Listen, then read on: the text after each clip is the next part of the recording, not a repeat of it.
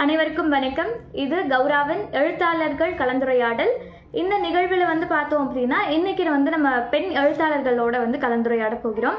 ஏன் அப்படின்னா இன்னைக்கு மகளிர் தினம். மகளிர் தினத்திற்கான வரலாறு அப்படின்றது ரொம்ப பின்னாடி 1857 நடந்த நிகழ்வில் இருந்து இப்போது வரைக்குமே அந்த மகளிர் தினம் அப்படின்றத நம்ம ரொம்ப அவசியமாக கொண்டாட வேண்டியது இருக்கு. ஏன் அப்படின்னா 1911 ஒரு நிகழ்வு நடக்குது. ஒரு 140 பெண் தொழிலாளர்கள் தீயில மடிகிறாங்க. அதனை தொடர்ந்து என்ன ஆகுது அப்படின்னா அமெரிக்கன் லேபர் லாஸ் எல்லாமே அதுக்கப்புறம் தான் ஸ்ட்ரிக்டாக ஃபாலோ பண்ண ஆரம்பிக்கிறாங்க. நம்ம நினைக்கிற மாதிரி பெண் விடுதலை அப்படின்றது சும்மா அவங்களுக்கான எங்களை வெளியே விடுங்க, இல்லை நாங்கள் எங்களுக்கு பிடிச்ச மாதிரி ட்ரெஸ் போட்டுக்கிறோம் அப்படி ஆரம்பித்தது எங்கன்னா, நானும் வேலை செய்கிறேன், 16 மணி நேரம் வேலை செய்கின்ற தொழிலாளர்களாக இருக்கக்கூடிய பெண்கள் என்ன பண்ணுறாங்கன்னா, எங்களுக்கும் சம ஊதியம் கொடுக்கணும் அப்படின்னு தான் குரல் கொடுக்க ஆரம்பிக்கிறாங்க. அதை இன்னைக்கு வரைக்கும் நினைவு வச்சுக்கிறதுக்காகவும் வருடம் பெண்கள் மற்றும் குழந்தைகளுக்கு எதிரான பாலினவாதம் மற்றும் வன்முறைகளை பற்றிய விழிப்புணர்வு ஏற்படுத்துறதுக்காகவும் தான் இந்த ஒரு நாளை நம்ம கொண்டாடிட்டு இருக்கோம். பெண் விடுதலை இன்னைக்கும் அவசியமா அப்படின்னு கேட்டால் ஆமாம், இன்னும் விடுதலையெல்லாம் முழுசாக அடைஞ்சிடல. ஏன் அப்படின்னா ஒரு பொது வெளியில் ஒரு பொண்ணால் நிம்மதியாக போயிட்டு வர முடியறதில்ல, அவங்களுடைய கருத்துக்களை பதிவு பண்ண முடியலை. அப்படின்றப்போ என்ன விடுதலை என்ன செய்யறது? நவீன முறையில் கூட ஆணாதிக்கத்தை செலுத்திக்கிட்டே இருக்கிறது இந்த சமூகம் தான். அப்புறம் இதெல்லாத்தையும் தாண்டி இந்திய சமூகத்துக்கு எந்தெந்த மாதிரியான விஷயங்கள்ல இருந்து பெண்களுக்கு விடுதலை வேணும்னா, மதம் மற்றும் ஜாதியின் பேரால, கௌரவத்தின் பேரால பெண்களை எல்லா விதத்திலையும் அடிமை செய்யக்கூடிய சில விஷயங்கள்ல இருந்து பெண்களுக்கு இன்றும் விடுதலை தேவைப்படுது. இந்த மகளிர் தினத்துல பெண் எழுத்து அப்படின்றது நமக்கு ரொம்ப அவசியம். பெண் எழுத்து ஏன் அவசியம் அப்படின்னா, பெண் தான் சொல்லணும் அவளுக்கு எது தேவை எது தேவையில்லைன்னு, அவளுக்கு எது வலிக்கும் வலிக்காதுன்றத பெண் சொல்லணும், எது அவளின் சுதந்திரம் இல்லைன்றத ஒரு பெண் தான் முடிவு செய்யணும். அதனை தொடர்ந்து தான் இன்றைக்கு நம்மளோட கௌராவில் 3 பெண் எழுத்தாளர்களோட நம்ம கலந்துரையாட போகிறோம். அப்படின்ற புத்தகத்தை எழுதியிருக்காங்க.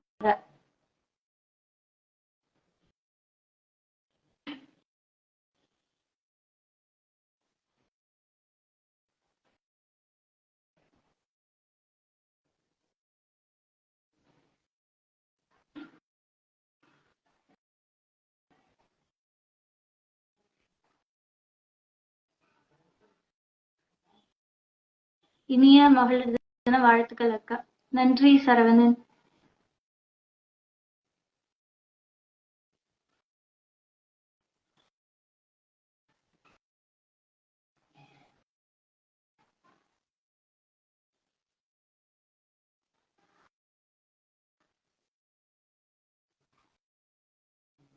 பாத்திமா மேம் வந்தாங்கன்னா நம்மளுடைய கேள்விகளை ஆரம்பிக்கலாம்.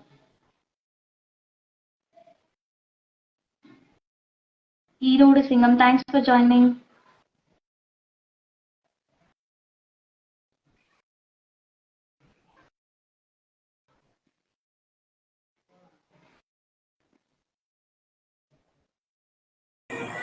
பவித்ரா, வணக்கம் மேம். வணக்கம், சொல்லுங்க. இன்றைக்கு பாரதி அப்படின்ற புத்தகத்தை எழுதின பாத்திமா அவர்கள் இப்போ நம்மளோட இணைஞ்சிருக்காங்க. அவங்க கிட்ட நம்மளுடைய பாரதி அப்படின்ற புத்தகத்தை பற்றியும் அவங்க அதை எழுதி அதுல நம்ம வாசிக்கும் பொழுது நமக்கு ஏற்படக்கூடிய சந்தேகங்களையும் ஐயங்களையும் தான் நம்ம தீர்த்துக்க போறோம். அதுக்கு முன்னாடி பாத்திமா மேம் உங்களை பத்தி ஒரு சின்ன குறிப்பு. முதல்ல எல்லாருக்கும் மகளிர் தின வாழ்த்துக்கள், ரவுத்ராவுக்கும் சேர்த்து. அப்புறம் நான் பாத்திமா பைசல், பாரதியுடைய நாவலாசிரியர். என்னை பத்தி சொல்லணும்னா சும்மா சிம்பிளாவே சொல்லிடுறேன். ரவுத்ரா இருக்கீங்களா? இருக்கேன். என்னை பத்தி சொல்லணும்னா சிம்பிளா சொல்லிடுறேன். கிட்டத்தட்ட ஒரு 15 சிறுகதைகள் என்னுடைய புத்தகங்கள்ல, மாத இதழ்ல பிரசுரமாயிருக்கு. தவிர மைலாங் அப்படின்ற ஒரு ஆப்ல என்னுடைய சொந்த கதை சொந்த குரல்ல 5 ஆடியோ ஸ்டோரிகள் வெளியிட்டு இருக்கேன். அடுத்து குவிகம், இளம்பிறைங்கிற 2 பத்திரிகைகளை வேற தனித்தனியா கதைகள் வெளியிட்டிருக்கேன். முகநூல் குழுமத்துல எழுதி சில கதைகளுக்கு முதல் பரிசுகளும் வாங்கியிருக்கேன். இப்போ பாரதி வெளியிட்டு இருக்கோம். அடுத்து தவிர்த்து இன்னும் சில நாவல்கள் வெளிவர காத்துக்கிட்டு இருக்கு. இதுதான் என்னை பத்தின சும்மா சிம்பிளான ஒரு விஷயம்னு வச்சுக்கோங்க. சொல்லுங்க ரவித்ரா, கேள்விகளை தொடங்கலாமா? கேள்விகள் கேட்கலாம் மேம். மகளிர் தின வாழ்த்துக்கள். முதல் கேள்வி என்னன்னா, இப்போ நிறைய பெண் எழுத்தாளர்களோட வீடியோ எல்லாம் பார்க்கும்போது அவங்க சொல்லுவாங்க, பதிவு பண்ணுவாங்க, இது மாதிரி பெண் எழுத்து வந்து ஈவன் மென்னே கூட ஃபீமேல் பத்தி எழுதும் பொழுதும் எழுத்தாளர்கள் பெண் எழுத்தாளர்களை பத்தி எழுதும்போது சொல்லுவாங்க, ஒரு பெண் வந்து எழுதணும், அவளுக்கு அது ஏன் அவசியம் அப்படின்னா, அந்த பெண் வந்து சொல்லட்டும், அவளுக்கு எது வேணும் எது வேண்டான்றத ஒரு பெண் தான் முடிவு செய்யணும், அவளுடைய உணர்வுகளை அவ சொல்லட்டுமே அப்படின்றதுதான் அந்த பெண் எழுத்து. அது வந்து என்னமோ தெரியல, இந்த சமூகத்தால பெண் எழுத்துக்கள் வந்து அவ்வளவு சீக்கிரமா அந்த அங்கீகாரங்கள் எல்லாம் கிடைச்சிருது கிடையாது. இப்போ வரைக்குமே அப்படிதான். நல்ல பிரபலமான எழுத்தாளர்கள் 4 பேர் சொல்லுங்கன்னா, ஒரு ஆணுடைய பேர் ஒரு 4 பேர் பேரு ரொம்ப ஈஸியா சொல்லிடுவாங்க. பெண் எழுத்தாளர்களை கைவிட்டு என்ற மாதிரிதான் வந்து சொல்லுவாங்க. அந்த மாதிரி சூழல்ல எழுதுவதால் தான், அதுவும் பெண் வந்து எழுதுறதால இந்த சமூகத்துல மாற்றம் ஏற்படும் அப்படின்றத நீங்க ஏத்துக்கிறீங்களா? ஏத்துக்கிறீங்க அப்படின்னா ஏன், எப்படி? கண்டிப்பா கண்டிப்பா. பெண் எழுதுவதால சமூகத்துல வந்து சில மாற்றங்கள் வரும் அப்படின்றது என்னுடைய கருத்து. ஏன் அப்படின்னா, நீங்க சொன்ன அதே பதில் தான். பெண் எழுதினால் மட்டும்தான் பெண்ணுக்கான உரிமை எது, பெண்ணுக்கு எது வேணும் எது வேண்டாம் அப்படின்றத பெண்ணாலதான் தெளிவாக சொல்ல முடியும், ஆணித்தரமாக சொல்ல முடியும். அப்படிங்கிறதுக்காக பெண் எழுதியே ஆகணும், பெண் எழுத்து அவசியம் சொல்லிட்டு நான் சொல்லுவேன். அதால மாற்றம் எப்படி ஏற்படும் நீங்க நினைக்கிறீங்க? எந்த மாதிரியான மாற்றங்கள் வரணும்னு நினைக்கிறீங்க? பொதுவா வந்து பெண்ணுக்கு ஏற்படக்கூடிய அவலங்களை களைவதற்கும், பெண்ணுடைய உரிமைகளுக்கு குரல் கொடுப்பதற்கும், இன்னும் சொல்லணும்னா பெண் வந்து எவ்வளவு பாதுகாக்கப்படணும், எவ்வளவு வந்து பெண் வந்து முன்னேறணும் அப்படின்ற அறிவை தெளிவுபடுத்துறதுக்கும் பெண் வந்து எழுத வேண்டிய அவசியம் இருக்கு. பெண் எழுதுறது நல்லது. Okay ma'am. அடுத்து, இப்போ உணர்வுகளை வெளிப்படுத்துறதுக்கு நமக்கு நிறைய விஷயங்கள் இருக்கு. இப்ப நம்ம வந்து பாடலா பாட முடியும், ஓவியங்கள் வரைய முடியும், கவிதைகள் எழுத முடியும். கவிதைகள்ன்றது கவிதை கதை இது மூலியமா நீங்க ஏன் வந்து அந்த எழுத்து மூலியமா ஏன் சொல்லணும்னு நினைச்சீங்க? ஏன்னா பாடி இருக்கலாம், நீங்க நினைச்சிருந்தீங்கன்னா வரைஞ்சு ஓவியமா அதை பதிவு செஞ்சிருக்கலாம், இல்லைன்னா கதையா யாருக்காவது சும்மா சொல்லி இருந்திருக்கலாம். அதை ஏன் எழுத்து வடிவத்துல கொண்டு வரணும்னு நினைச்சீங்க? அருமையான கேள்வி. இதுக்கான என்னுடைய பதில் வந்து என்னன்னா, நான் பேசுறது கேக்குதா? ஃபர்ஸ்ட் கேக்குது மேம், கேக்குது, சொல்லுங்க. வந்துட்டு பெண் வந்து பெண்ணை பத்தி சொல்லியாச்சு. அடுத்து வந்து நான் இந்த கொஸ்டினுக்கு ஆன்சர் சொல்றேன். எழுத்தின் மூலமாக ஏன் என்னுடைய உணர்வுகளை வெளிப்படுத்துறோம் அப்படின்னு நினைச்சேன்னு நீங்க கேக்குறீங்க. ஏன்னா எழுத்து மட்டும்தான் நான் என்ன கருத்தை இந்த சமூகத்திற்கு முன் வைக்கிறேனோ அந்த கருத்தை அடி பிறழாமல் எடுத்து கொண்டு போய் மனிதர்களுக்கு சேர்க்கிறது எழுத்து மட்டுமா தான் இருக்கும்.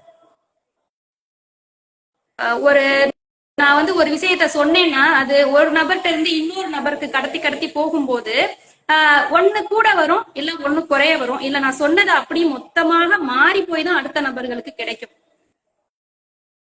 ஆனா எழுத்துன்றது அப்படி கிடையவே கிடையாது. நான் என்ன எழுதி வச்சேனோ அது எவ்வளவு காலம் கடந்த பின்னும் அந்த எழுத்துல இருக்கக்கூடிய புரட்சியும் வீரியமும் கண்டிப்பா அப்படியே அடிப்பிரலாமல் போய் மனிதர்களை சேரும் அப்படின்றதுனால எழுத்த சூஸ் பண்ணேன்.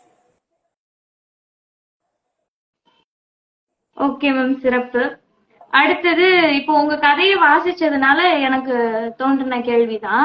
இப்போ நம்மளுடைய கதையோட கதாநாயகியான பாரதி வந்து நிறைய விஷயங்கள்ல அவங்க சின்ன வயசா இருக்கட்டும், சின்ன வயசுல அவங்க செய்யற விஷயமாவும் இருக்கட்டும், அப்புறம் வளர்ந்ததுக்கு அப்புறமாவும் இந்த சமூகத்தை எதிர்த்து அவங்க நிறைய விஷயங்கள் செய்யறாங்க.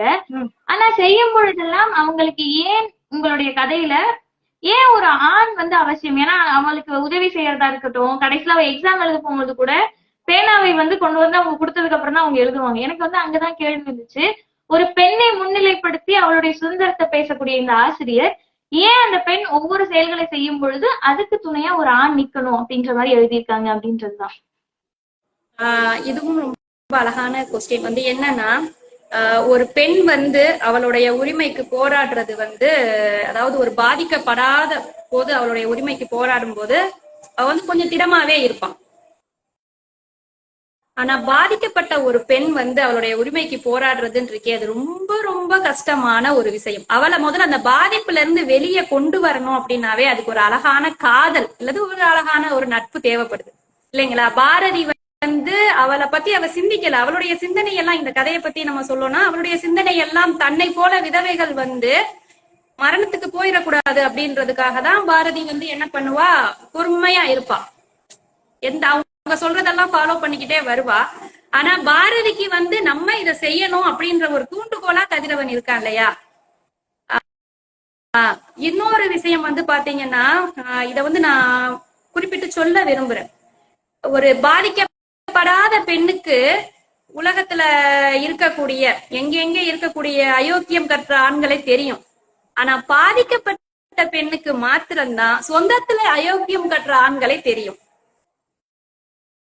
புரியுதுங்களா? அயோக்கியம் யார் கற்றிருக்காங்க, சொந்தத்துல யாரெல்லாம் அயோக்கியர்கள் அயோக்கியத்தை கற்றிருக்கிறார்கள் என்பதை பாதிக்கப்பட்ட பெண்களால் மாத்திரமே கண்டுகொள்ள முடியும். அது விதவையாக இருந்தாலும் சரி, கணவனை வந்து எப்படி சொல்றது, டிவோர்ஸ் ஆன பெண்களா இருந்தாலும் சரி, விவாகரத்தான பெண்களா இருந்தாலும் சரி, அவங்களாலதான் ரொம்ப ரொம்ப சுலபமாக அவங்க கிட்டதான் இந்த மாதிரியான வக்கர புத்தி உள்ள ஆண்கள் வந்து அணுகுவாங்க.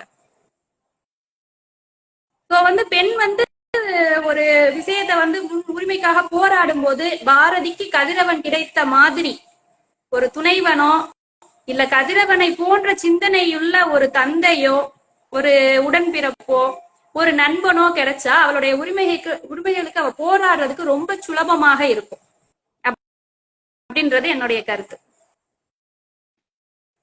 ஆனா நிறைய நேரங்கள்ல எப்படி ஆயிடுதுன்னா, யார் அந்த போராட்டங்கள்ல அந்த பெண்ணுக்கு துணையா நிக்கணுமோ அவர்களே வந்து அந்த தடையை உருவாகிறதுக்கான காரணமாவுமே இந்த சமூகத்துல இருக்கதான் செய்யறாங்க. இப்போ நம்ம சொல்லக்கூடிய நண்பனும் இல்ல கணவனும், அப்படி இல்லைன்னா ஒரு காதலனும், அந்த மாதிரி இல்ல தந்தையுமே கூட சில நேரங்கள்ல இந்த விஷயங்கள் எல்லாம் எதிர்த்து அந்த பொண்ணு கேள்வி கேட்கணும்னு நினைக்கும் பொழுது கூட அதெல்லாம் எதுக்குமா, நமக்கு அது வேண்டாம் அப்படின்னு சொல்லக்கூடிய ஆண்களை வந்து நம்ம ரொம்ப எளிமையா ஈஸியா பாத்துற முடியும். டெய்லி லைஃப்ல நம்மளால பாத்துற முடியும். நான் கேக்குதுங்களா? கேக்குது. வந்து உடன்பிறப்போ எல்லாரும் இதெல்லாம் எதுக்கு நம்மளுக்கு அப்படின்னு சொல்றாங்க அப்படின்னு நீங்க சொல்றீங்க. அதான் நான் சொல்றேனே, ஏதாவது ஒரு கேட்டகிரியில ஒரு ஆண் வந்து கூட இருந்தா பெண்ணுக்கு ரொம்ப சுலபமாக இருக்கும் அப்படின்றது என்னுடைய கருத்து. அதாவது உரிமைகளை பெறுவதற்கு ரொம்ப சுலபமாக இருக்கும், அவளுக்கு பெரிய சப்போர்ட்டா இருக்கும். எதிர்பாலினத்துல இருந்து ஒருத்தவங்க நம்மளுக்கு, அது ஆணாகவே இருந்தாலும் சரி, எதிர்பாலினத்துல இருந்து ஒருத்தவங்க நம்மளோட சப்போர்ட்டா இருக்கும் போது கிடைக்கிற உற்சாகமும் தன்னம்பிக்கையும் ரொம்ப அதிகம். அடக்குமுறையில இருக்கிறதுக்கான காரணமே இதெல்லாம் நமக்கு எதுக்குமா அப்படின்னு சொல்லக்கூடிய ஆண்கள் இருக்கிறதாலதான். எனக்கு இன்னொரு கேள்வி வந்து உங்ககிட்ட கேட்கணும் அப்படின்றது வந்து என்னன்னா, நீங்க கடைசி அந்த புத்தகத்துல அவங்க தலைவி ஆகிறது கூட அந்த அளவுக்கு கூட வந்துடுறாங்க. ஆனா அப்போ ஒரு இடத்துல ஒரு விதவை எப்படி தலைவியா இருக்க முடியும் ஊருக்கு அப்படின்னு ஒரு கேள்வி வருது. உடனே மறுமணம் தான் அதுக்கு ஒரே வாய்ப்பா இருக்கணும், இல்ல பதிலா இருக்கணும் அப்படின்னு சொல்லிட்டு உடனே ஏன் மறுமணத்தை சூஸ் பண்ண? ஒரு புத்தகம் முழுக்க விதவைகளின் உரிமைகளை பேசக்கூடிய நீங்கள் ஏன் வந்து மறுமணம் செஞ்சாதான் அந்த தலைமை அப்படின்ற பொறுப்புக்கு வரணும் அப்படின்னு எழுதுனீங்க? இதுவும் ஒரு அழகான கேள்விதான். அதாவது அங்க இருக்கிற மக்களை வந்து நான் வந்து ஒரு செம்பரியாட்டு கூட்டமா தான் அந்த கதையில காமிச்சிருப்பேன். ஏன்னா வெளிநாடு வந்து அது ஒரு ஆடு செய்யறத இன்னொரு ஆடு ஃபாலோ பண்ணாது.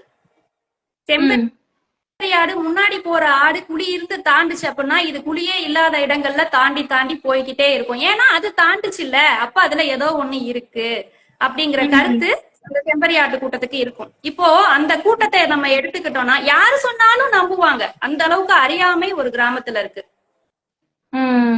சுமங்கலி அல்லாத ஒருத்தி வந்து எப்படி ஆள்றது, ஐயோ ஆண்டா இந்த ஊருக்கு எதுவும் ஆயிடுமோ அப்படின்ற குழப்பத்தை அவங்க ஏற்படுத்தும் போது அந்த இடத்துல பாரதிக்கும் கதிரவன் தேவைப்படுறான். சரியான சந்தர்ப்பம் இல்லையா? அதனால அந்த முடிவை அவங்க எடுத்தாங்க, கல்யாணம் பண்ணிக்கணும். இன்னொரு என்னுடைய கொஸ்டின் என்னன்னா, இந்த சமூகம் வந்து ஏன் கணவனை இழந்ததுக்கு அப்புறம் பெண் விதவையாகவே இருக்கணும்னு நினைக்குதுன்னு எனக்கு புரியல. என்னை பொறுத்தவரை எனக்கு என்ன தோணுச்சுன்னா, அந்த பெண் வந்து விதவையா இருக்கிறதும் மறுமணம் செய்யறதும் அவளுடைய சொந்த உணர்வு, சொந்த முடிவு. அது சொல்ல போனா அத வந்து யாருமே, நீங்களோ நானோ யாருமே முடிவு செய்யக்கூடாது. அது சரியா இருக்காது.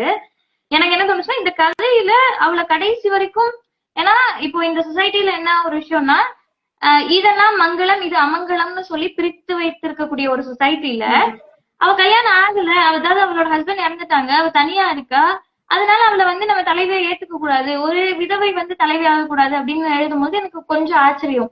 ஏன் இவ்வளவு தூரம் இப்படி பேசிட்டு இருந்தவங்க திடீர்னு இப்படி பேசுறாங்களே அப்படின்னு ஒரு கேள்வி. அந்த கேள்விக்கு இப்ப எனக்கு பதில் தெரிஞ்சது. இல்ல இல்ல அத வந்து தனியா இப்போ அவங்க தலைவி ஆனதுக்கு அப்புறம் திருப்பி மறுமணம்ங்கிற ஒரு விஷயத்துக்காக போராட்டம் கொண்டு வர்றது அவ்வளவு நல்லா இருக்காது. உடனே அந்த மறுமணமும் நிகழ்ந்தாகணும். அதே சமயம் வந்து அவங்க வந்து ஊருக்கு தலைவியாகவும் ஆகணும். இது வந்து அவங்க ஒரே சமயத்துல எடுக்கக்கூடிய முடிவால மத்த பெண்களுக்கும் வந்து ஒரு விரிவு காலம் கிடைக்கும். அது பாரதிய மட்டும் அந்த கதையில நான் மையப்படுத்தி இருக்க மாட்டேன். அமீர்தான்ற ஒரு கேரக்டரையும் வச்சிருப்பேன் பாத்தீங்களா. அவங்களுடைய மறுமணம் வந்து அதுக்கப்புறம் தான் நடக்கும். மறுமணம் பண்ணிக்கிட்டாதான் அந்த அமீர்தாவுக்கும் விடிவு கிடைக்கும். வச்சது அந்த முடிவு வச்சது. ஓ சரிங்க. அடுத்து இன்னொரு கேள்வி என்னன்னா, போற போக்குல கதையில பக்கம் 16 அதெல்லாம் மென்ஷன் பண்ணி வச்சேன். ஒரு இடத்துல சொல்லியிருப்பீங்க, பெண்களுக்கு ஆளுமை திறனோடு உதவுகிற குணம் இருக்கிறது அரிதான விஷயம் அப்படின்றத ஒரு ஆண் சொல்லியிருந்தாங்கன்னா நான் வந்து ஏத்திருப்பேன். ஒரு ஆண் வந்து இத சொல்றாங்கன்னா ஓகே நீ ஜட்மெண்ட் எல்லாம் இருக்க, நீ வந்து இப்படிதான் யோசிக்கிற அப்படின்னு விட்டுருப்பேன். ஆனா ஒரு பெண்ணே இன்னொரு பெண்ணை வந்து இப்படி ஒரு ஆளுமையில இருக்க ஒரு பெண் வந்து உதவுற குணத்தோட இருக்கிறதுன்றது ரொம்ப அரிது அப்படின்னு சொல்லும் பொழுது எனக்கு அந்த கேள்வி, ஏன் உங்களுக்கு பெண்களை பற்றிய இப்படி ஒரு பார்வை இருக்கிறது, இந்த வரிகளை எழுதுவதற்கான காரணம் என்ன? ரத்ரா வந்துட்டு இதுக்கான பதில் கொஞ்சம் நான் சொல்றேன் கரெக்டா இருக்கான்னு பாருங்க. ஏன்னா என்னுடைய கருத்து இது. பொதுவா வந்து பெண்கள் வந்து பாத்தீங்கன்னா இயற்குணமே அவங்களுக்கு வந்து இரக்க குணம் தான். ஆமா, உதவக்கூடிய தன்மைகள் பெண்களுக்கு ரொம்ப அதிகம். இந்த இரக்க குணத்தாலதான் அவங்க நிறைய இடத்துல ஏமாந்தும் போறாங்க. இது உண்டுதானே? இது உண்டுதான். அதே போல 100க்கு 25% பெண்கள் மட்டும்தான் ஆளுமை திறனோட காணப்படுறாங்கன்றதும் என்ன பொறுத்த வரைக்கும் உண்மையான ஒரு விஷயம். ஏன்னா நான் இருக்கேன், எனக்கு பின்னாடி யாராவது ஒரு ஆண், ஒரு கணவனோ இல்ல வந்துட்டு என்னுடைய அப்பாவோ என்னுடைய அண்ணனோ நீ பண்ணுடா பாத்துக்கலாம், நீ எடுத்தா சரியா இருக்கும் இந்த முடிவு அப்படின்னு சொல்லிட்டு கதிரவன் போன்ற முற்போக்கு சிந்தனையுள்ள ஒரு நபர் இருந்தால் மட்டும்தான் அந்த பெண்ணுக்கு ஆளுமை பவரே கொடுக்கப்படுது. படிச்ச பெண்ணா இருந்தாலும் சரி, படிக்காத பெண்ணா இருந்தாலும் சரி, அப்படி காப்பி பேஸ்ட் பண்ணி தான் வாழ்ந்துட்டு இருக்காங்க. என்னை பொறுத்த வரைக்கும் நான் சந்திச்ச நிறைய பேரை பார்த்தா காப்பி பேஸ்ட் தான். சம்பாதிக்கிறவங்க கூட அவங்க ஹஸ்பண்ட் வந்து சொல்றதுதான் கரெக்டா இருக்கும் அப்படின்ற ஒரு நோக்கத்துலதான் போயிட்டு இருக்காங்க. தனியா முடிவு எடுக்கிறது இல்ல. அந்த வந்து ஏன் எனக்கு புரிய மாட்டேங்குது அப்படின்னு கடைசியில பார்த்தா அவங்களுக்கு பின்னாடி இப்படி சொல்லி சப்போர்ட் பண்ணக்கூடிய ஒருத்தவங்க இல்ல. அதனால ஆளுமை திறனும் அந்த உதவுற குணமும் சேர்ந்து இருக்கக்கூடிய பெண்கள் தான் சமூகத்துல வந்து பேசப்படுறாங்க. 100க்கு 25 பெண்கள் என்னை பொறுத்த வரைக்கும் கேட்டா ஆளுமை திறன் உள்ள பெண்கள் தான் இருக்காங்க. மித்தம் இருக்கிற அந்த 75% பெண்களை பாத்தீங்கன்னா கிணற்று தவளைகளாதான் எனக்கு தெரியுது என்னுடைய கண்ணுக்கு. இன்னும் மாற்றப்படல. படித்த பெண்களே வீட்டுக்கு வந்து என்ன தேவை அப்படின்னு தெரியல. உங்களுக்கு வீட்டுக்கு என்ன தேவைன்னு தெரியல. வீட்டுல இருக்கக்கூடிய ஒரு வாங்கக்கூடிய சின்ன பொருளுக்கு உண்டான விலை தெரியல. அந்த மாதிரிதான் இருக்காங்க. சோ வந்துட்டு ஆளுமை திறனும் இரக்க குணமும் கொண்ட பெண்கள் வந்து அரிதுதான் சமூகத்துல என்ன பொறுத்த வரைக்கும் கேட்டா. இது என்னுடைய கருத்து. ஓகே எனக்கு இல்ல, நான் இந்த மாதிரியான ஒரு கோணத்துல யோசிச்சு பாக்கல. ஏன் இப்படி பொதுவா எல்லா பெண்களையும் சொல்லிருக்காங்க அப்படின்ற ஒரு கேள்விதான் வந்துச்சு. இருக்கு. ஏன்னா எல்லா பெண்களும் ஆளுமை திறனோட ஆள்வதில்லையே. பெண்கள் எல்லாரும் தான் இருக்கிறோம். பெண்கள் எல்லோரிடமும் என்னை பொறுத்த வரைக்கும் பெண்கள் எல்லோரிடமும் ஆளுமை திறன் இருக்கு. ஆனா அந்த ஆளுமையை தாண்டியும் ஒரு ஆணாதிக்கம் அவங்க மேல செலுத்தப்படும் பொழுது, ஒரு ஆண் அவனுடைய திமிரையும் அவனுடைய உடல் வலிமையையும் ஒரு பெண் மேல செலுத்தும் பொழுது அந்த பெண் வந்து இப்போ ஒண்ணும் இல்ல, உதாரணத்துக்கு இப்போ நம்ம சின்ன வயசுல ஒரு குழந்தை அவங்க வீட்டுல இருக்கா அப்படின்னா அந்த குழந்தை கிட்ட இப்போ கொஞ்சம் ஒரு 12 வயசு வரைக்கும் வாயாடியா இருக்க ஒரு பொண்ணு அதுக்கப்புறமும் ஓடி வந்து எப்போது அவங்க அப்பாவோ அண்ணாவோ வெளியே போயிட்டு வரும் பொழுது, அண்ணன் உனக்கு தெரியுமா இன்னைக்கு வந்து இது இந்த மாதிரி ஆயிடுச்சாமா அண்ணன் அப்படின்னு சொல்றதோ, இல்ல அண்ணன் நீங்க சொல்ற விஷயம் தப்பு, இது வந்து இப்படி கிடையாது அப்படின்னு ஒரு பெண் அவளுடைய குரலை உயர்த்தி பேசும் பொழுது அங்க எந்த எதிரில இருக்கக்கூடிய ஆணும் ஏற்றுக்கொள்ள தயாரா கிடையாது. ஏன்னா இப்போ நீங்க சொல்றீங்க இல்லையா, இந்த ஆளுமை திறன் இல்லை எல்லா பெண்களுக்கும் எல்லா ஆண்களுக்கும் இயல்பிலேயே அவங்களுடைய செயல்கள் எல்லாம் பாத்துக்க முடியறவங்களால எப்படி மத்தவங்களையும் பாத்துக்க முடியாம போகும்? அவங்களால அது முடியும். ஆனா என்னன்னா சின்ன வயசுலயே அவங்களுக்கு வந்து அவங்களை இந்த மாதிரி தட்டி தட்டி அவ்வளவுதான். இந்த எப்படி நீ வந்து அப்பா சொல்றது தப்புன்னு சொல்லுவ, அண்ணன் சொல்றது தப்புன்னு சொல்லுவ, ஆம்பளைக்கு வந்து 4 விஷயம் 4 இடத்துக்கு போறான் 4 விஷயம் தெரியும்னு சொல்லி சொல்லி வளர்க்கும் பொழுது அந்த பெண் வந்து ஆட்டோமேட்டிக்கா அவளுக்கு தெரிந்தாலுமே கூட இதை நான் சொன்னேன்னா எனக்கு திட்டுதான் வரப்போகுது, எதுக்கு சொல்லி திட்டு வாங்கணும், அதுக்கு சொல்லாமலே திட்டு வாங்கிக்கலான்ற ஒரு மனப்பான்மைக்கு பெண்கள் போயிடுறாங்க நான் நினைக்கிறேன். வராங்க. அததான் நானும் சொல்லியிருந்தேன். ஒரு பெண் ஆண்மை திறனும் இரக்க குணமும் சேர்ந்து இருக்கணும்னாவே அவ பின்னாடி இருக்கக்கூடிய ஆண்கள் சரியாக இருக்கணும்ன்றதுதான் என்னுடைய கருத்து. Okay ma'am. அடுத்து உங்களுடைய கதை முழுக்கவே வந்து நிறைய இந்த சடங்குகளை பத்தியும் இந்த சடங்குகளை கேள்வி கேட்டுட்டு ஏன் இப்படி ஒரு கேவலமான சடங்கை இந்த இடத்துல வைக்கணும், அதோட பயன் என்ன, யாருக்கு என்ன லாபம், யாருக்கு என்ன பிரச்சனைன்னு பார்த்து அதெல்லாம் அணுகி இருந்தீங்க. அதனால எனக்கு இந்த கேள்வி கேட்கணும்னு தோணுச்சு. திருமணம் அப்படின்றத பத்தியும் இந்த சமூகம் சொல்லக்கூடிய சடங்குகளை பத்தியும் உங்களோட பார்வை என்ன, பாரதின்ற அந்த கேரக்டரை தாண்டி உங்களுடைய பார்வை என்ன? சொல்றேன். இப்போ திருமணம் அப்படின்றது என்ன பொறுத்த வரைக்கும் கேட்டா ரொம்ப அழகான விஷயம். 2 உயிர்கள் வந்து ஒரு அழகான பயணத்துல இணையக்கூடிய ஒரு விஷயம்னு சொல்லலாம், வாழ்க்கை பயணத்துல. சரிங்களா? இந்த திருமணத்தின் போது வந்துட்டு ஒரு ஆணும் ஒரு பெண்ணும் வந்து உறவுக்கு அங்கீகரிக்கப்படுறாங்க. திருமணம் பண்ணும் போது 4 சாட்சிகள் கண்டிப்பா அவசியம். ஏன்னா அவங்களுக்கு பிறக்க போற குழந்தையாக இருக்கட்டும், இவங்களுடைய மனைவிதான் இவங்க, இவங்களுடைய கணவன் தான் இவங்க, இவங்களுடைய குழந்தை தான் இது அப்படின்னு உலகத்துக்கு தெரியறதுக்கு கண்டிப்பா 4 சாட்சிகள் அவசியம். அப்போ திருமணம்ங்கிறதும் அவசியமான ஒண்ணுதான். சோ வந்து இந்த திருமணத்தை வந்து எப்படி பாக்குறாங்க அப்படின்னா ரொம்ப விமர்சனமா, அதாவது எப்படி சொல்றது, அதிகமான செலவு பண்ணிட்டு சம்பிரதாயம் சடங்குங்கிற பேர்ல வீண் விரயங்கள் பண்றது எனக்கு வந்து என்னுடைய பார்வையில தவறாப்படுது. ரொம்ப எளிமையாகவே திருமணத்தை செய்து கொள்ளலாம். திருமணம் வாழ்க்கைக்கு தேவையான ஒண்ணு. ஒரு பெண்ணுக்கு ஒரு ஆணும் ஒரு ஆணுக்கு ஒரு பெண்ணும் தேவைப்படுறோம் அப்படிங்கும் போது திருமணம் வந்து வாழ்க்கைக்கு தேவையான ஒரு அழகியல். அத வந்து சடங்கு சம்பிரதாயம்ங்கிற பேர்ல பெண்களிடமிருந்து வசூல் பண்ற மாதிரி என்ன சொல்றது, சீர் கேட்கறது, இல்ல பெண்கள் வந்து ஆண்களிடம் வந்து எதையாவது எதிர்பார்த்து கல்யாணம் பண்றது, இதெல்லாம் வந்து தவறு. இதையெல்லாம் மாத்தணும் அப்படின்னு சொல்லிட்டு நான் நினைக்கிறேன். என்னுடைய பார்வையில இந்த வீண் விரயம் பண்றத அந்த தம்பதிகளுக்கே சேவிங்ஸா நம்ம கொடுத்துட்டோம் அப்படின்னா அவங்களுடைய வாழ்க்கை இன்னும் அழகாகுமே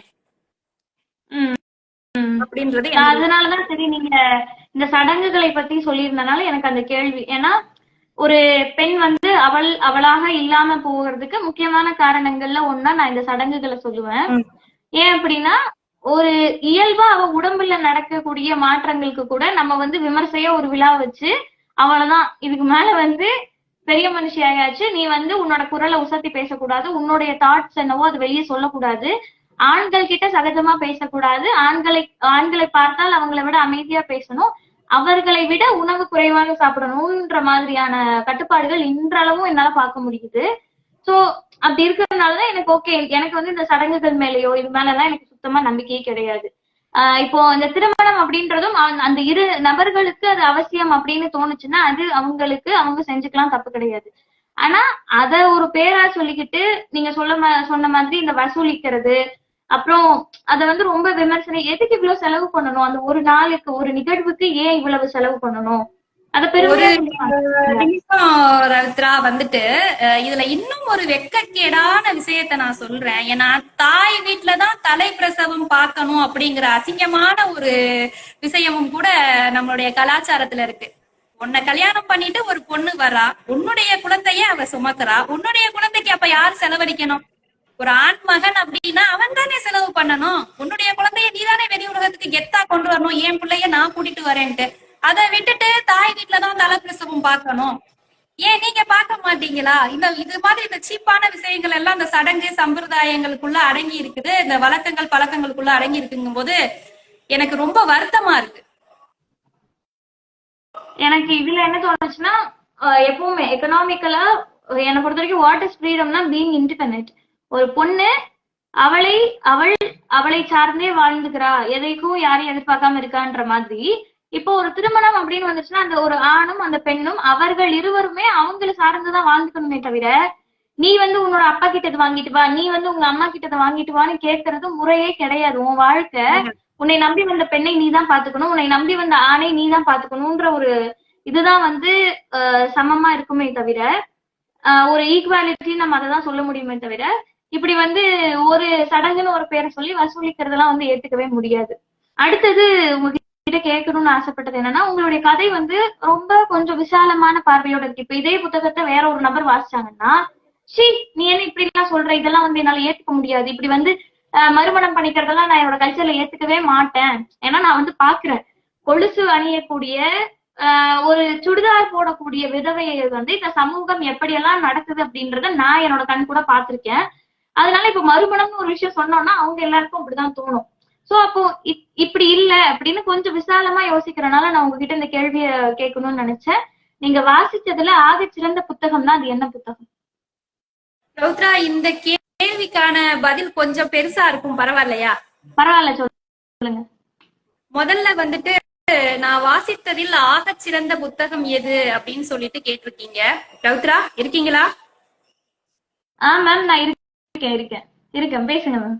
ஆகச்சிறந்த புத்தகம் எதுன்னு கேக்குறீங்க. என்னுடைய கண்கள் வந்து மனிதர்களை மட்டும்தான் ஆகச்சிறந்த புத்தகமா பாக்குது. ஏன்னா நான் சந்திக்கிற ஒவ்வொரு மனிதரும் எனக்கு ஒரு புத்தகமா தான் தெரியுவாங்க. அதனாலயும் என்னவோ நான் வந்து எழுதுறதுக்கு முன் வந்தேன். இப்படி வேணா வச்சுக்கலாம். விரும்பின புத்தகம், ரசித்த புத்தகம், ஆர்வத்தோடு படித்த புத்தகம் அப்படின்னு சொல்லிட்டு ஒரு 3 புத்தகம் இருக்கு. சரி, அப்படி சொல்லலாம்.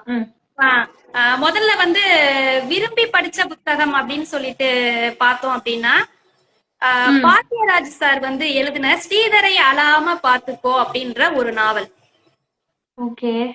இது ரொம்ப வருஷத்துக்கு முன்னாடி உள்ள நாவல். நானே வந்து என்னோட 8th படிக்கும் போது படிச்ச நாவல் இது. அது ரொம்ப விரும்பி படிச்ச ஒரு நாவல். என்னதான் ஆகுது அந்த காதல், கடைசியில எங்குதான் முடியுது அப்படின்னு சொல்லிட்டு சொல்ற அளவுக்கு எழுதியிருப்பாரு.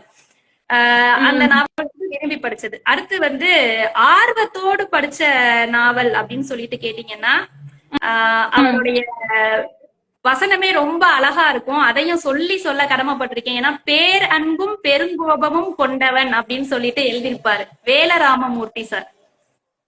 ஓகே. அந்த வரிகளுக்காகவே அந்த புத்தகத்தை வாங்கி நான் படிச்சேன். அது வந்து குற்ற பரம்பரை அப்படின்ற ஒரு நாவல்.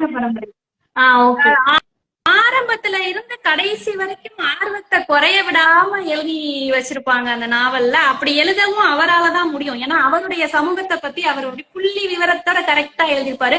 ரொம்ப அழகான வார்த்தைகள் எல்லாம், ஒரு மாம்பழத்தான் குருவின்ற ஒரு குருவியை பத்தி எல்லாம் ரொம்ப அழகா விமர்சிச்சிருப்பாரு. அந்த குற்ற பரம்பரை நாவல் வந்து ஆர்வத்தோடு படிச்சது. 3வது வந்து வீரயுக நாயகன் வேலுப்பாரி அப்படின்னு சொல்லிட்டு வெங்கடேசன் எழுதினது. இந்த நாவல் வந்து பாத்தீங்கன்னா மனுஷன் அவரை மாதிரி யாராலையுமே எழுத முடியாதுன்ற அளவுக்கு ரசனைக்கு உள்ளானதா எழுதி வச்சிருப்பாரு. நான் இன்னும் முடிக்கல, கால்வாசம், அதனால என்னால முழுமையா சொல்ல முடியல. ஆனா வந்து அந்த முருகனும் வள்ளியும் இணைந்த ஒரு இடத்துல சந்தன வேங்கை மரம் சொல்லிட்டு ஒரு மரம் உண்டானதா அவர் எழுதியிருப்பாரு பாருங்க. அவ்வளவு ஒரு அழகா இருக்கும். காதலை சொன்ன விதமும் சரி. அதுல ஏலிலம் பாலை அப்படின்னு சொல்லிட்டு ஒரு மரத்தை மென்ஷன் பண்ணிருப்பாரு. ப்ரொபோஸ் பண்ணுவாரு முருகன் வந்து அந்த மரத்துக்கு. முதல் நாள் பார்க்கும் போது அந்த மரத்துக்கு கீழே கொண்டு போய் வள்ளியை நிப்பாட்டிடுவாரு. எதுவுமே சொல்ல மாட்டாரு. ஏன் இங்க என்ன நிப்பாட்டி வச்சிருக்கீங்க, இந்த மரத்துல ஒண்ணுமே இல்ல அப்படின்னு அவங்களும் எதுவுமே கேட்காம வந்துருவாங்க. அடுத்த நாளும் அவர் அந்த மரத்துக்கு அழைக்கும் போது வள்ளி சொல்லுவாங்க, வெறும் மரத்துல ஊர்ற எறும்ப பாக்குறதுக்கு எனக்கு விருப்பம் இல்ல அப்படின்னு. 2ஆம் நாள் போய் பார்க்கும் போது அந்த மரம் வந்து அப்படியே பூத்து நிக்கும். அதோடைய வாசம் வந்து பூக்களால அப்படி பிளசண்டா இருக்கும் அந்த பூக்களுடைய வாசம். அத வள்ளி பார்த்துட்டு அப்படியே அந்த வாசத்திலையும் அந்த மரங்களோட அந்த அழகையும் பார்த்துட்டு அப்படியே வியந்து நிப்பாங்க. எப்படி இந்த மரம் நேத்தெல்லாம் இப்படி இல்லையே, இப்படி எப்படி ஆச்சு அப்படின்னு சொல்லிட்டு வள்ளி கேட்கும் போது முருகன் சொல்லுவாரு, இந்த மரம் வந்து காதல உள்வாங்கின ஒரு மரம். ஓகே. உன்னுடைய மூச்சு காத்துல நீ என்னைய பார்த்துட்டு என்னை எந்த அளவுக்கு நீ வந்து உள்வாங்கினியோ, நீ உள்வாங்கி விட்ட மூச்சை வந்து அந்த மரம் வந்து உள்வாங்கி இப்படி பூத்து நிக்குது, காதலை எதிரொலிக்குது அப்படின்னு சொன்ன அடுத்த நிமிஷமே வள்ளி வந்து முருகனோட கைய புடிச்சிட்டு அவங்க பின்னாடியே போயிருவாங்க. செம்மையான ஒரு அன்பை சொல்லிய விதமும் அதுக்கான உண்மையும் ரொம்ப அழகா இருக்கும். அவரை மாதிரி எழுத முடியாதுன்னு கூட சொல்லுவேன். அந்த அளவுக்கு ரசனைக்குரிய புத்தகம் அப்படின்னா அதுதான். இன்னும் முடிக்கல, முடிக்கணும். ஓகே. நான் வந்து இதை கொஞ்சம் வாசிச்சேன். என்னோட ஆசிரியர் வந்து எனக்கு இந்த புத்தகத்தை பரிந்துரை பண்ணாங்க. நான் வந்து புத்தகத்தை கையில வாங்கி வாசிச்சாதான் எனக்கு அதோட இது பிடிக்கும். ஆனா அப்போ வந்து அது ஏதோ ஆப்ல ஏதோ வாசிச்ச மாதிரி ஞாபகம். அப்போ அவங்க சொன்னாங்க, இந்த காத்து இருக்குல்ல, காத்துக்கு கூட பெண் காத்து ஆண் காத்து, உணவுல கூட வேக வைக்கிற உணவுகள் எல்லாம் வந்து பெண் உணவுன்னும், வறுக்கிற அதெல்லாம் வந்து ஆண் உணவுன்ற மாதிரியான பாகுபாடுகள்லாம் இருக்கு. உணவுகள் எல்லாம் பெண் உணவுகள் அவித்து நீரிலிட்டு வேக வைத்து சாப்பிடுறதெல்லாம் பெண் உணவு, தீயிலிட்டு சாப்பிடுறதெல்லாம் ஆண் உணவு அப்படின்னு எழுதியிருப்பாங்க. நிறைய விஷயங்கள் அந்த புக்ல ஒரு 15-20 பக்கத்திலேயே நிறைய விஷயங்களை கத்துக்கலாம். அது வந்து எங்க ஆசிரியர் வந்து எனக்கு கிளாஸ்ல பப்ளிக் டைம்ல எங்களுக்கு அந்த புத்தகத்தை பத்தி சொன்னாங்க. அப்போ வாசிக்க முடியல. அதுக்கப்புறம் எனக்கு அந்த புத்தகத்தை வாங்க முடியல. அதனால இன்னும் வாங்கி வாசிக்காம இருக்கேன். வாங்கிட்டேன்னா அந்த புத்தகம் வாசிச்சிடுவேன். அதனால எனக்கு அங்கங்க இந்த தகவல்கள் எல்லாம் தெரியும் அந்த புத்தகத்தை பத்தி. அப்புறம் அடுத்து வந்து பெண்ணியம் பற்றி உங்களுடைய கருத்து என்ன மேம்? இத இதுக்கு பதில் சொல்றதுக்கு முன்னாடி ரவுத்ரா கிட்ட 2 கேள்வி கேட்கணும். கேளுங்க.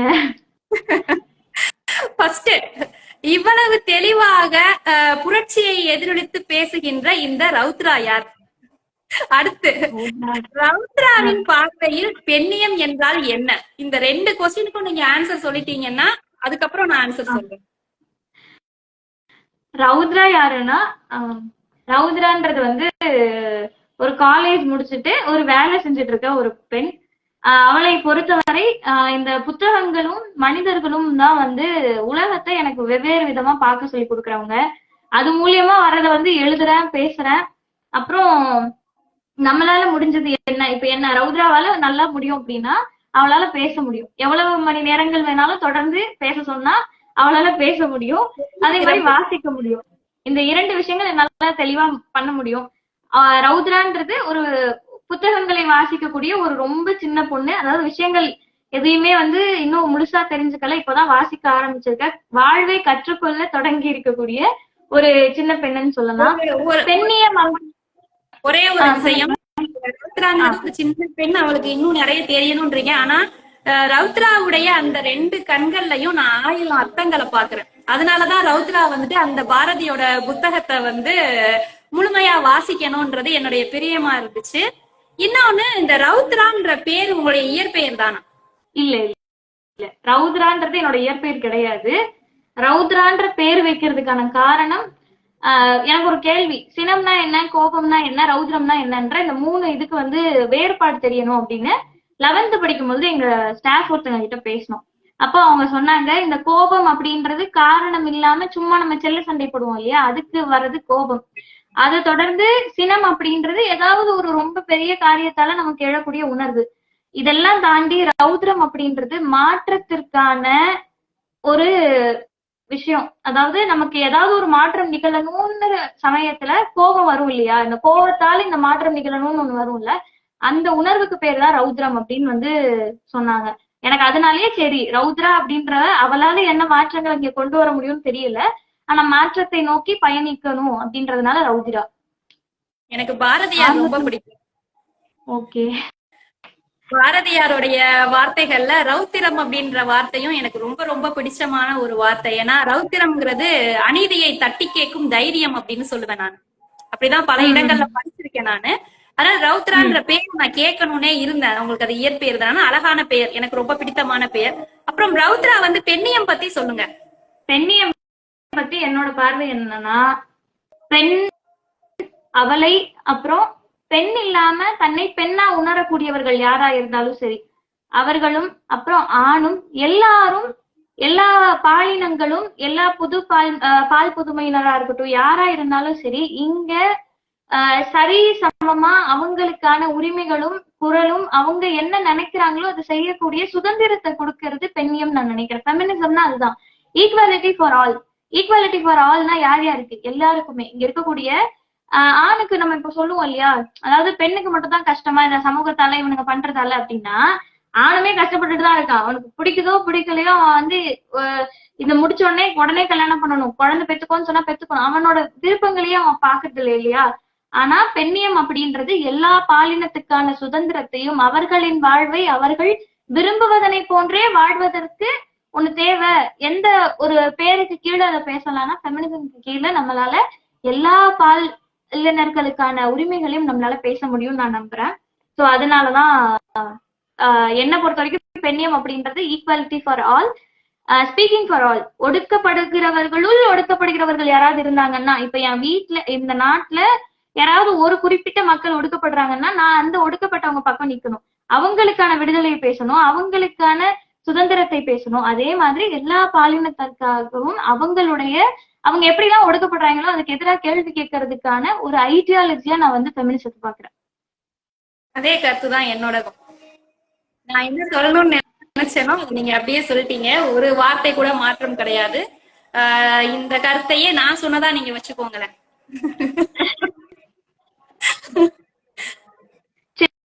சரி, அடுத்த கேள்வி, பெண் சுதந்திரம் குறித்து உங்களின் பார்வை. ரொம்ப வேகமா புருவத்தெல்லாம் உயர்த்தி கேக்குற மாதிரி இருக்கு, இப்ப மாட்டுவீங்கன்ற மாதிரி. என்னை பொறுத்த வரைக்கும் வந்து பெண்களுக்கு சுதந்திரம் கிடைச்சிருச்சுன்னு தான் நான் சொல்லுவேன்.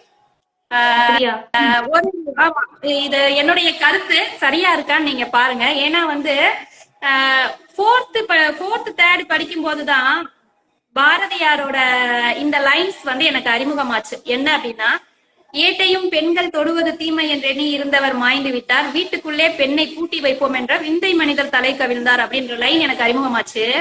அதை நான் படிக்கும் போது பக்கத்துல ஒரு அக்கா பெரிய மனுஷி ஆயிட்டாங்க. அப்படியே வீட்டுல இருந்து புடிச்சு தூக்கிட்டு போயிட்டாங்க. கூட்டிட்டு போயிட்டாங்க. பார்த்தா அந்த அக்கா அதுக்கப்புறம் ஸ்கூலுக்கு வரல. அது மாதிரி இல்ல, நிறைய சகோதரிகள் வந்து பெரிய மனுஷி அந்த காலகட்டத்துல நான் 4th 5th படிக்கும் போது பெரிய மனுஷி ஆயிட்டாவே கூட்டிட்டு போயிருவாங்க, படிக்க விட மாட்டாங்க. கரெக்டா 2 வருஷம் தான் இருக்கும், கையில ஒரு குழந்தையோட நிப்பாங்க. அப்போ நான் அந்த லைனை படிச்சுட்டு திரும்ப படிச்சுட்டு நினைச்ச ஒரு விஷயம் என்ன அப்படின்னு கேட்டீங்கன்னா, இன்னும் இந்த வரிக்கான விஷயங்கள் வந்து நடக்கலையோ, இந்த வரிக்கான ஒரு இது வந்து உலகத்துல இல்லையோ அப்படின்னு நினைச்சேன். ஆனா அந்த வரிகள் வந்து இப்ப உண்மையாகி போயிருச்சு. எப்படின்னா வந்து இப்போ மகனுக்கு பெண் பார்க்கக்கூடிய மாமியார்கள், அம்மாக்கள் சரியா, அவங்களே என் மகன் இங்க படிச்சிருக்கான், வரக்கூடிய பொண்ணு இந்த படிக்கணும், படிச்சிருக்கணும், என் மகனுக்கு ஈக்குவலா படிச்சிருக்கணும்னு பெண்களை தேர்ந்தெடுக்கிற அளவுக்கு பெண்கள் படிச்சுட்டாங்க அப்படின்றது இப்ப நடந்துட்டு இருக்கு. என்னை பொறுத்த வரைக்கும் கேட்டா, பெண்களுக்கு கல்வி என்பது மிகப்பெரிய சுதந்திரம்.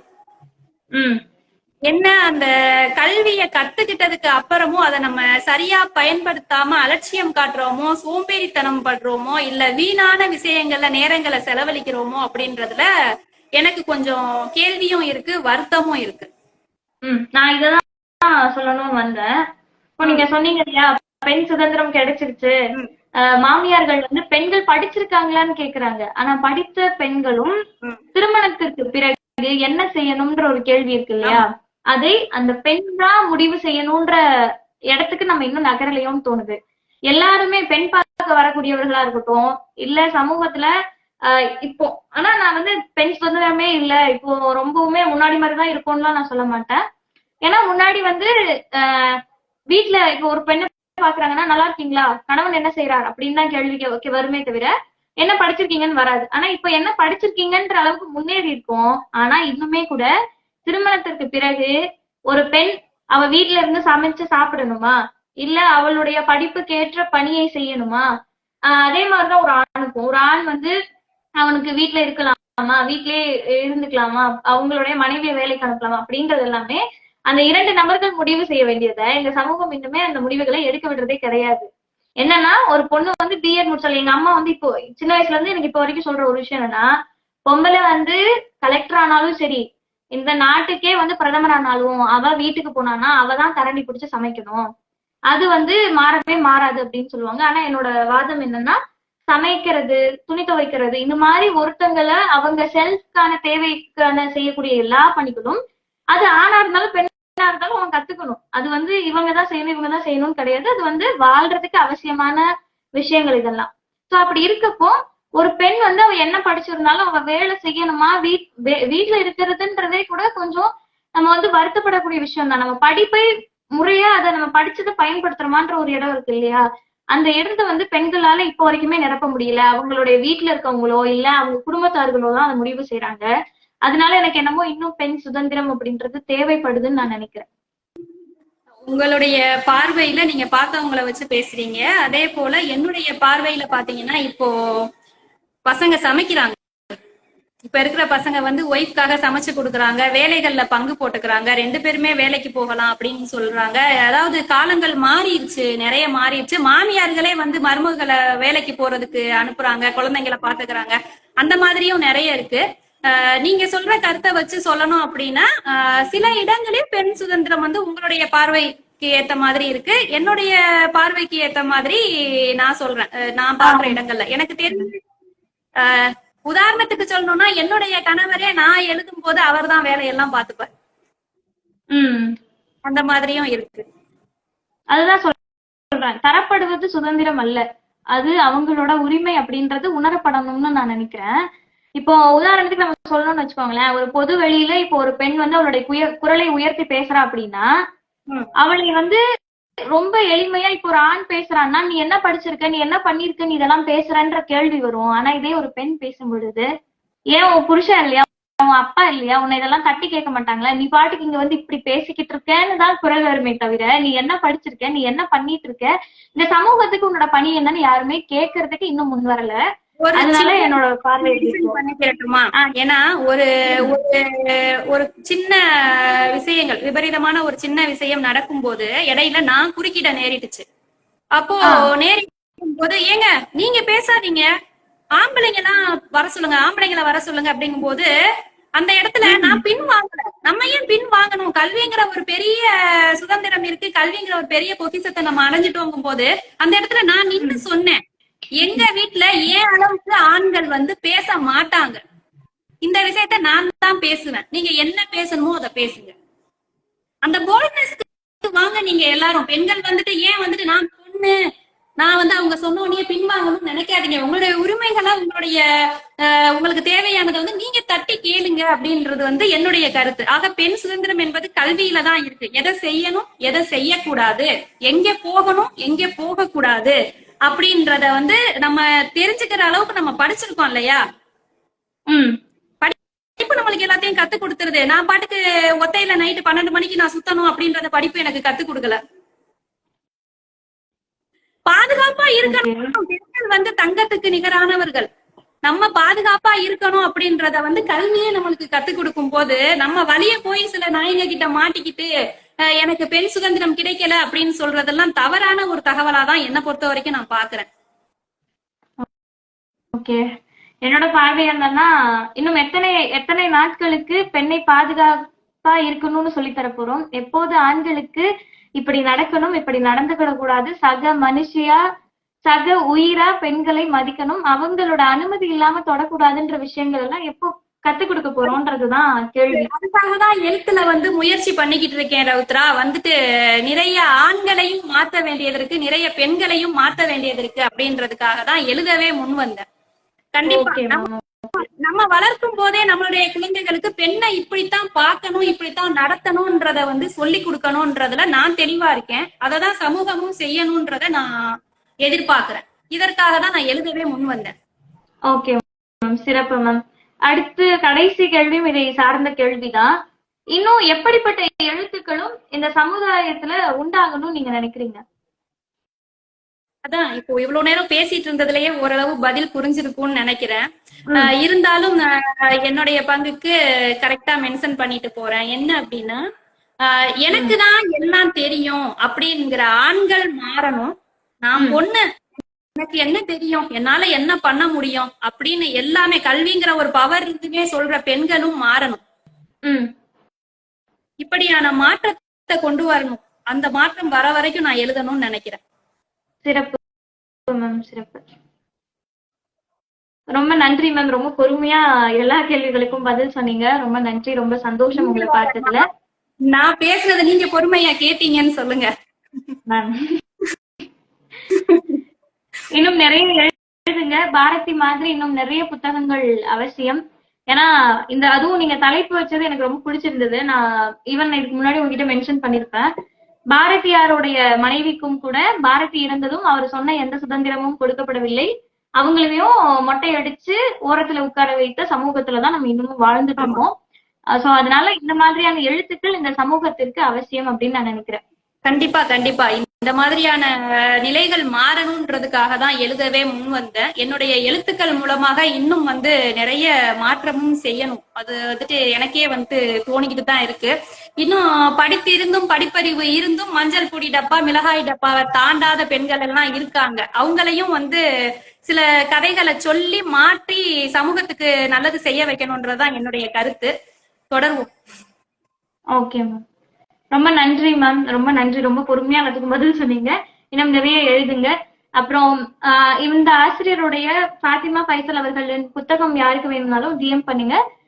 பாரதி அப்படின்ற அந்த சிறுகதை அந்த நாவல் உங்களை சேரும். ரொம்ப நன்றி மேம், நிறைய எழுதுங்க. இந்த மகளிர் தினம் அன்று இந்த கலந்துரையாடலுக்கு என்னைய அழைத்து கௌரவப்படுத்திய கௌரவா குழுமத்திற்கு ரொம்ப ரொம்ப நன்றி. உங்களுக்கும் கணேஷ் சாருக்கும், ஜெய் கணேஷ் தானே அவங்க பேரு, ஜெய் சாருக்கும் நான் சொன்னதா சொல்லிருங்க. எல்லாருக்கும் பாத்துட்டு இருக்கிறவங்க கேட்டுட்டு இருக்கிறவங்க எல்லாருக்கும் ரொம்ப ரொம்ப நன்றிகளை சொல்லிட்டு நான் விடைபெறேன். நன்றி. நன்றி மேம், நன்றி.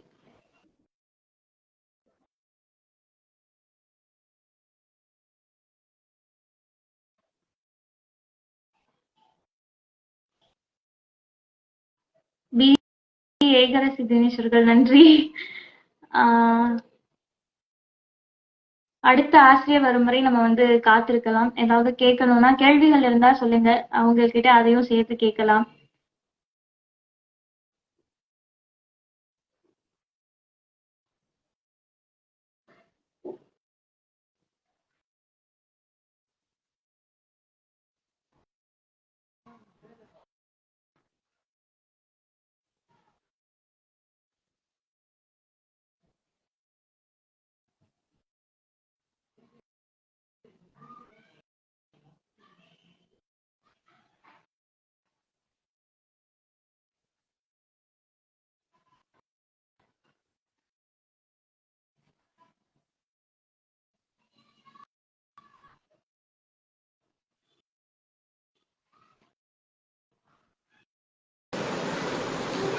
வணக்கம்.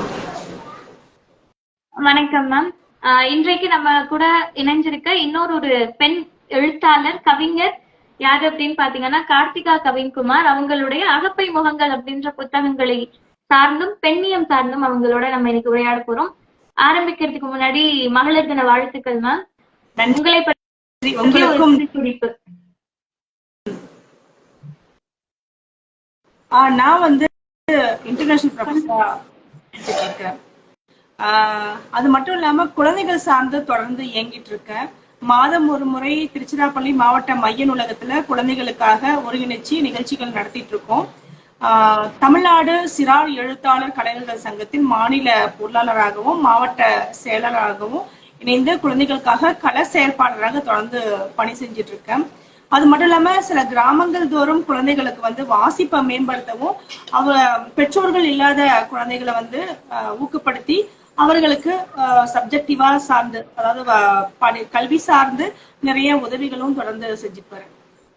சிறப்பு மேம். அகப்பை முகங்கள் எனக்கு நிறைய கேள்விகளை எழுப்பின ஒரு புத்தகம். நிறைய விஷயங்கள்ல சில விஷயங்கள்ல ஓகே நம்ம சொல்ல நினைச்ச விஷயங்களை இவங்க சொல்லியிருக்காங்க அப்படின்னு தோணுச்சு.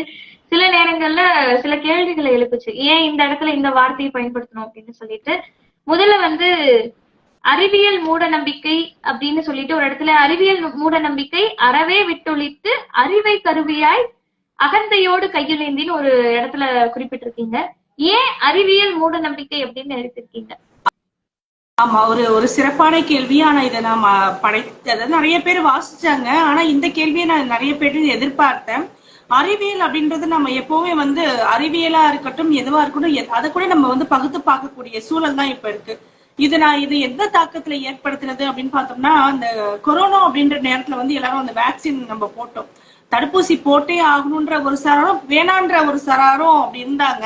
அப்போ அந்த புரிதல் எப்படி இருந்தது அப்படின்னா, ஒரு பக்கம் இன்னைக்கு மருத்துவத்துறை கமர்ஷியலா நோக்கி போறதும் நமக்கு பார்த்துட்டு இருக்கோம். அது அவ்வளவு குட்டா போக்கு நம்ம நம்பிக்கை வேண்டாம் அப்படின்றதுதான் என்னுடைய கருத்து. அதையுமே கொஞ்சம் காத்திருந்து நம்ம அனலைஸ் பண்ணலாம் இல்லையா? இது அதுக்கப்புறம் திடீர்னு கொஞ்ச நாட்கள்ல நம்ம என்ன ஆனிச்சுன்னா வேக்சின் வந்து போடாதவங்க தான் தப்பிக்க முடியும் அப்படின்ற ஒரு சூழல் வந்தது. இப்போ நிறைய விஷயங்கள் அறிவியல் ரீதியா கூட நம்ம வந்து பகுத்து பார்க்கணும். அறிவியல் கூட மூட நம்பிக்கையா நம்ம நம்பிடக்கூடாது அப்படின்றதுதான் அந்த தாக்கத்துல எழுதப்பட்டதுதான் அந்த கவிதை. ஓகே, அதாவது அறிவியல் கூட நம்ம கேள்விகள் கேட்காம ஏத்துக்க கூடாது, கரெக்ட்டுங்களா? ஆமா. ஏன் எதற்கு எப்படி அப்படின்றது அது அறிவியலா இருந்தா கூட அந்த கேள்விகள் எழணும் அப்படின்றதுதான். ஏன்னா அது என்ன மாதிரி வேணாலும் இருக்கலாம். இப்போ ஒரு மெடிசன் எடுத்துக்கிறோம் அப்படின்னா நமக்கு இது ஒரு பக்தி மாதிரி தான், ஒரு முட்டாள்தனமான விஷயங்கள் கூட மூட நம்பிக்கை சார்ந்ததுதான் இதுவும் சொல்லலாம். இந்த மெடிசன் வந்து இது தலைவலிக்கு அப்படிங்கும் போது நம்ம டப்பு டப்புன்னு எடுத்து போட்டுக்கிறோம். அந்த மாதிரி அது இல்லாம இது கூட வந்து மூட நம்பிக்கை இல்லாம அனலைஸ் பண்ணி தான் நம்ம எடுத்துக்கணும் அப்படின்றத ஒரு தாக்கத்தில் எழுதப்பட்ட கவிதை தான் இந்த கவிதை. அடுத்து பெண்ணியம் பற்றி உங்கள் பார்வை. பெண்ணியம் குறித்து நிறைய விஷயங்கள் வந்து நான் பகிரக்கூடிய இந்த சமுதாயத்தோட பகிரக்கூடிய விஷயங்கள் வந்து நிறைய இருக்கு. பெண்ணியம் அப்படின்றது ஒவ்வொருத்தரோட பார்வையிலையும் ஒவ்வொரு விதமா வந்து மாறுபட்டு வருது. என்னுடைய பார்வையில பெண்ணியம் அப்படின்றது எல்லா பெண்ணியம் மட்டும் இல்ல, அது யாரையும் பாதிக்காத எந்த ஒரு செயலும் வந்து அது பெண்ணியம் அப்படின்றதா. இது ஆணுக்காக இருக்கணும், இது பெண்ணுக்காக இருக்கணும்ன்ற எந்த ஒரு செயலும் வந்து என்னை பிரிச்சு பார்க்க கூடாது அப்படின்றது என்னுடைய கருத்து. இது எல்லாரும் வந்து சமமா இருக்கணும் அப்படின்றதுதான் நம்ம எல்லாரும் விரும்புறது. அதுவே இருந்தா ரொம்ப சரியா இருக்கும் அப்படின்றதுதான் எனக்கு என்னுடைய கருத்தாவும் இருக்கு. சிறப்பு மேம். இப்போ பெண்ணியம்ன்றது எனக்கு இன்னுமே கூட ஒரு விஷயம் கேட்கணும்னு நினைக்கிறேன். பெண்ணியம் அப்படின்றது எல்லா பாலினத்துக்கும் சேர்த்து பாக்குறீங்களா, இல்ல பெண்ணியம் அப்படின்றது பெண்களுக்கான உரிமைகளை மட்டுமே அப்படி பாக்குறீங்க? இல்ல, எல்லாருமே இருக்காங்க. இங்க வந்து திருநங்கைகள் இருக்காங்க, திருநம்பியர் இருக்காங்க, நிறைய பாலினம் இருக்கு. இது பெண்ணியம் அப்படின்றத விட மனிதம் அப்படின்ற ஒட்டுமொத்த பார்வையில தான் அதை நான் பார்க்க விரும்புறேன். இது ஏன் பெண்ணியம், பாவப்பட்ட ஜென்மமா பெண்கள் மட்டும் அப்படின்ற ஒரு கேள்வி வந்து எனக்குள்ள எப்பவுமே இருக்கும். இப்ப உதாரணமா இப்ப நான் வந்து வீட்டுல இருந்து ஒரு தோசை சுட்டு போறேன் அப்படின்னா வந்தாங்க, கார்த்திகா வந்தாங்க, சமைச்சிட்டு வந்தாங்க அப்படின்ற யாரும் பெருசா பேச மாட்டாங்க. இப்ப என்னுடைய கணவரோ இல்ல என்ன ஒரு ஆணும் வந்து அந்த வேலையை செஞ்சுட்டாங்கன்னா அவங்க கணவர் வந்து தோசை சுட்டாரு, அவர் பாத்திரம் தேய்ச்சாரு, ஏன்டா ஏன் அது ஒரு வேலை, நானும் அவங்களும் சும்மாதான் அந்த வீட்டுல இருக்கோம். இப்போ அதை வந்து பெண்ணியவாதிகள் கூட அது வந்து பெரிய விஷயமா பேசும்பொழுதுதான் ரொம்ப வருத்தமா இருக்கும். அது வெளியில உள்ள யாரோ பேசினா கூட பரவாயில்ல, சமத்துவம் பாலின சமத்துவம் குறித்து பேசக்கூடிய கூட நான் என் வீட்டுல வந்து இதை நான் செய்யறேன் அப்படின்ற விஷயத்துல ஒரு பிரம்மாண்டத்தை காமிக்கும் போது இது இயல்பா நடக்கக்கூடிய விஷயமா ஏன் இந்த சமூகத்துல இன்னும் பார்க்கப்படல அப்படின்ற வருத்தம் வந்து எனக்குள்ள இருக்குது. அடுத்து வந்து இந்த கவிதை வந்து கண்டிப்பா கேட்கணும்னு நினைச்சேன். ஏன்னா எனக்கு வந்து அந்த ஒரு புலம்பெயர்ந்த நடைப்பயணம் அப்படின்ற கவிதையில 3 பொருள் வந்து புரிஞ்சுது. அதாவது தண்டவாளங்கள்ல அந்த சதைகள் வந்து இதாகுதுன்றத எழுதியிருந்தீங்க. எனக்கு என்னென்ன விதமா புரிஞ்சுதுன்றத நான் சொல்லிடுறேன். முதல்ல வந்து என்ன தோணுச்சுன்னா, அதிகமா தண்டவாளங்கள்ல இறந்து இப்போ வரைக்குமே கூட இறக்குறவங்க யாரா இருப்பாங்கன்னா, இந்த சாதி மறுப்பு மத மறுப்பு திருமணம் செஞ்சவங்க வாழ வழி இல்லாம இல்ல அவங்களுடைய காதல் சேர இயலாம போகும் பொழுது அந்த தண்டவாளங்கள் தான் வந்து அவங்களுக்கு இறுதி ஒரு இடமா வந்து அடைக்கலமா கூட ஆயிடுச்சுன்னே சொல்லலாம். அப்படி அங்க வந்துடுறாங்க. அப்படி இல்லை அப்படின்றப்போ இந்த ரொம்ப உழைக்கிற வர்க்கத்துல ரொம்ப கீழே இருப்பாங்க இல்லையா, உழைக்கும் வர்க்கம்ல, அதாவது ரொம்பவுமே அடிமட்டத்துல உழைக்கக்கூடியவர்கள் வந்து ஓய்வெடுக்கிறதுக்கு தங்கறதுக்கு இடம் இல்லாம நம்ம ரொம்ப ஈஸியா சொல்லிடுவோம், அவன் அந்த ஊருக்காரன், அவன் ரத்தம் அந்த ரத்தம். அப்படி இல்ல, அவனும் மனுஷன் தான். அந்த மனுஷன் வந்து ஓய்வெடுக்கிறதுக்கு அங்க அதிகமா தண்டவாளத்துல தூங்குறதும் அதனால பாதிப்படைஞ்சு விபத்தாகி இறந்து போகிறதையும் நம்ம பார்க்கிறோம். மூன்றாவது இந்த பசுமாடு இந்த விலங்குகள் இருக்கு இல்லையா, அது வழி தவறி அதுல வந்து மாட்டி நம்மளால பார்க்க எழுது. சோ இந்த 3ல நீங்க எதை நினைச்சது எழுதுனீங்க? இந்த கவிதை எழுதும் போது எனக்கு வந்து படிக்கிற வாசகர்களுக்கு வந்து இது ஏற்படும் குழப்பம். ஆனா ஒரு கவிதை அப்படின்றது என்னோட தாக்கத்துலதான் வந்து வாசகனுக்கும் அதை உணர்த்தணும் அப்படின்றது அவசியம் இல்லை. நீங்க சொன்ன டைமென்ஷன் எல்லாமே நல்லா இருந்தது. நான் அந்த கோணத்துல நான் அந்த எழுதல. நான் என்ன மாதிரி எடுத்துறேன், அந்த வசதி இல்லாதவர்கள் வந்து அந்த வட இந்தியர்கள் வந்து என்ன செஞ்சாங்க அப்படின்னா, ஒரு குறிப்பிட்ட நேரத்துல லாக்டவுன் நேரம் தான் நினைக்கிறேன், அந்த நேரத்துல வந்து அவங்க காசு கிடையாது, அவங்களுக்கு டிராவல் பண்றதுக்கு ஏதோ காசு கிடையாது, வாகன வசதி கூட கிடையாது. அவங்க என்ன செய்ய அந்த தண்டவாளத்துல தங்கி அவங்க நடைப்பயணங்களை வந்து மேற்கொண்டாங்க. அப்ப 75க்கு மேற்பட்ட வட இந்தியர்கள் வந்து அப்படியே அந்த ரயில் வண்டியில நசுங்கப்பட்டு அந்த ரயில் தண்டவாளங்களுக்கு வந்து இரையானாங்க. அந்த செய்தி வந்து பார்க்கும்போது ரொம்ப கொடூரமா இருந்தது. நம்ம நியூஸ்ல தொலைக்காட்சி பெட்டிலாம் பார்க்கும்போது ரொம்ப வலி நிறைந்த ஒரு இதுவா இருந்தது. அதுக்காக அது பதிவு செய்யப்பட்டதுதான் அந்த கவிதை. உண்மையாவே இது மாதிரி கூட நிறைய நடக்குது. நீங்க சொல்லும் போது இந்த கோணங்களுமே வந்து ரொம்ப நல்லா இருக்கு. எனக்கு இது வாசிக்கும் பொழுது இந்த 3 கோணம், இப்ப நீங்க சொன்ன கோணம் ஒண்ணு, அது இல்லாம அந்த 2 கோணங்களுமே இது எந்த இடத்துல இவங்க எதன் பாதிப்பா இந்த மாதிரியான ஒரு வரிகளை எழுதுனாங்க, இது 3 விஷயங்களை எனக்கு சொல்லுது. ஆசிரியருக்குன்னு ஒரு விஷயம் சொல்லியிருக்கும்ல, அது ஏன் அவங்க எதை சொல்ல விரும்பி இருக்காங்கன்றது தெரியணும் அப்படின்றதுனால அது எழுதுனேன். அடுத்தது வந்து அஃறிணை பெயர்களே அப்படின்ற கவிதையில மானுட அன்பு அப்படின்னு அதை பத்தி தான் எழுதியிருக்கீங்க. அதாவது இதெல்லாம் இல்லைன்னா நீ வந்து கடைசியில இந்த மனிதம் அப்படின்றதுமே கூட ஒரு அக்னிமை பெயர் தான் அப்படின்னு எழுதியிருப்பீங்க. என்னோட கேள்வி என்னன்னா, மானுட அன்பு அப்படின்றது உங்களை பொறுத்தவரை என்ன? சக மனிதன் மேல நாம நம்மள எப்படி வந்து செல்ஃப் ரெஸ்பெக்டோ இல்ல நம்ம மேல நம்ம எப்படி எல்லாம் அக்கறை எடுத்துக்கிறோமோ அதே தான் வந்து சக மனுஷனுக்கும் நம்ம கொடுக்கணும் அப்படின்றதான் என்னுடைய கருத்து. அது இல்லாம வெறும் பேசு பொருளா இருந்தது, வெறும் வார்த்தைகளா மட்டும் இருந்தது அப்படின்னா அது வந்து அக்ரிணைப்பு, வெறும் அந்த பேர் மட்டும்தாமே தவிர அதுக்கு எந்தவித உயிரோட்டமும் கிடையாது, துளி கூட.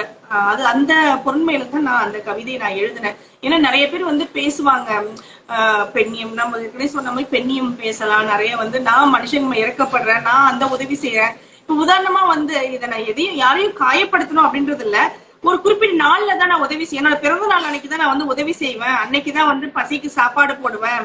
அது அன்னைக்குதான் உங்களுக்கு அன்னைக்கு பசி இல்லாம கூட போய் இந்த சாப்பாடு பொட்டலங்கள் போகலாம். இப்போ ரோட்ல பசியில உள்ள முகத்தை நம்ம வந்து எத்தனை தடவை நம்ம கடந்து போவோம் இல்லையா, அன்னைக்கு நம்ம பிறந்த நாள் நினைச்சுக்கலாம் இல்லையா. அந்த மாதிரி வந்து மனித உயிர்களை வந்து ஒரு நுண்ணுணர்வோட நம்ம வந்து அணுகணும் அப்படின்றதான் அது. இல்லைன்னா பெரும் பேச்சு மட்டும் இருந்தது அப்படின்னா அது வேற அக்னி பெயரா மட்டுமே இருக்கே தவிர, வார்த்தைகள் மட்டுமே தவிர அதுக்கு எந்தவித உயிரோட்டமோ எதுவுமே கிடையாது அப்படின்ற பொறுமையில அந்த கவிதையை பதிவு செய்யப்பட்டது. அடுத்தது தாய்மை. இத பத்தி ஆக்சுவலி 2 கவிதை எழுதியிருப்பீங்க. எனக்கு அந்த 2 கவிதையுமே பிடிச்சிருந்துச்சு. அதுல கடைசியா தாய்மைன்னு எழுதுனது வந்து எனக்கு ரொம்ப பிடிச்சிருந்துச்சு. நான் வந்து அந்த முதல் கவிதையை கூட இங்க வாசிச்சு இங்க காமிக்கும் பொழுது இங்க என்னோட இருக்கக்கூடிய சக ஆண்களுக்கு அது புரியவே இல்லை. ஆமா, தோசை சுட்டா நின்றுட்டு தானே சாப்பிடணும் அப்படின்றத அவங்க இயல்பா ஒரு இதான் சொன்னாங்களே தவிர, அவங்க எத்தனை தோசை சுடுறாங்க, உன்னோட அவர்கள் அமர்ந்து சாப்பிடுறாங்களா, இல்ல அவங்க என்ன மாதிரியான ஒரு சூழ்நிலையில பசிக்குதோ பசிக்கலையோ எல்லாருக்கும் சுட்டு முடிச்சுட்டு, அது சொல்லுவாங்க இல்லையா, கடைசி மாவு கரண்டியில வழிச்சு போடுறதுதான் அம்மாவுக்கு போகும், அந்த மாதிரியான ஒரு சூழ்நிலை. எனக்கு அந்த கவிதையை வாசிக்கும் போது எனக்கு வந்து இப்போ தோணிட்டு இருந்துச்சு. என்னோட வீட்டுல இப்போ என்னோட கணவன் தான், அவங்க இளையர் தான் சமைக்கிறாங்க, அவங்கதான் அந்த தோசை எல்லாம் சுடுறாங்க. ஆக்சுவலி இங்க எல்லாருக்கும் சமைச்சு கொடுத்துட்டு கடைசியா அவங்க செய்வாங்க. நான் வந்து இந்த இடத்துல இந்த தாய்மைன்றது வந்து நான் அவங்களுக்கு அப்படியே ஷிஃப்ட் பண்ணி யோசிச்சு பார்த்தேன். அது தாய்மைன்றதை தாண்டி அந்த இடத்துல எந்த நபரா இருந்தாலுமே இது மாதிரி அவங்க கடைசியா அந்த அந்த பணியை செய்யக்கூடியவர்கள் எப்படிப்பட்ட உணவை சாப்பிடுறாங்க, அவங்களுக்கு எந்த மாதிரியான இது வருதுன்றத நான் யோசிச்சு பார்த்தேன். அப்புறம் இந்த 2 இடத்துலயுமே தாய்மை யூஸ் பண்ணிருப்பீங்க. எனக்கு அதனாலேயே கேட்கணும்னு தோணுச்சு. எல்லாரும் பெண்ணியத்தை வந்து சிலர் சொல்லுவாங்க, உங்க மனைவியோட வச்சு பாருங்க, உங்க மனைவிக்கு என்ன மரியாதை கொடுக்குறீங்கன்றத பாக்கணும்.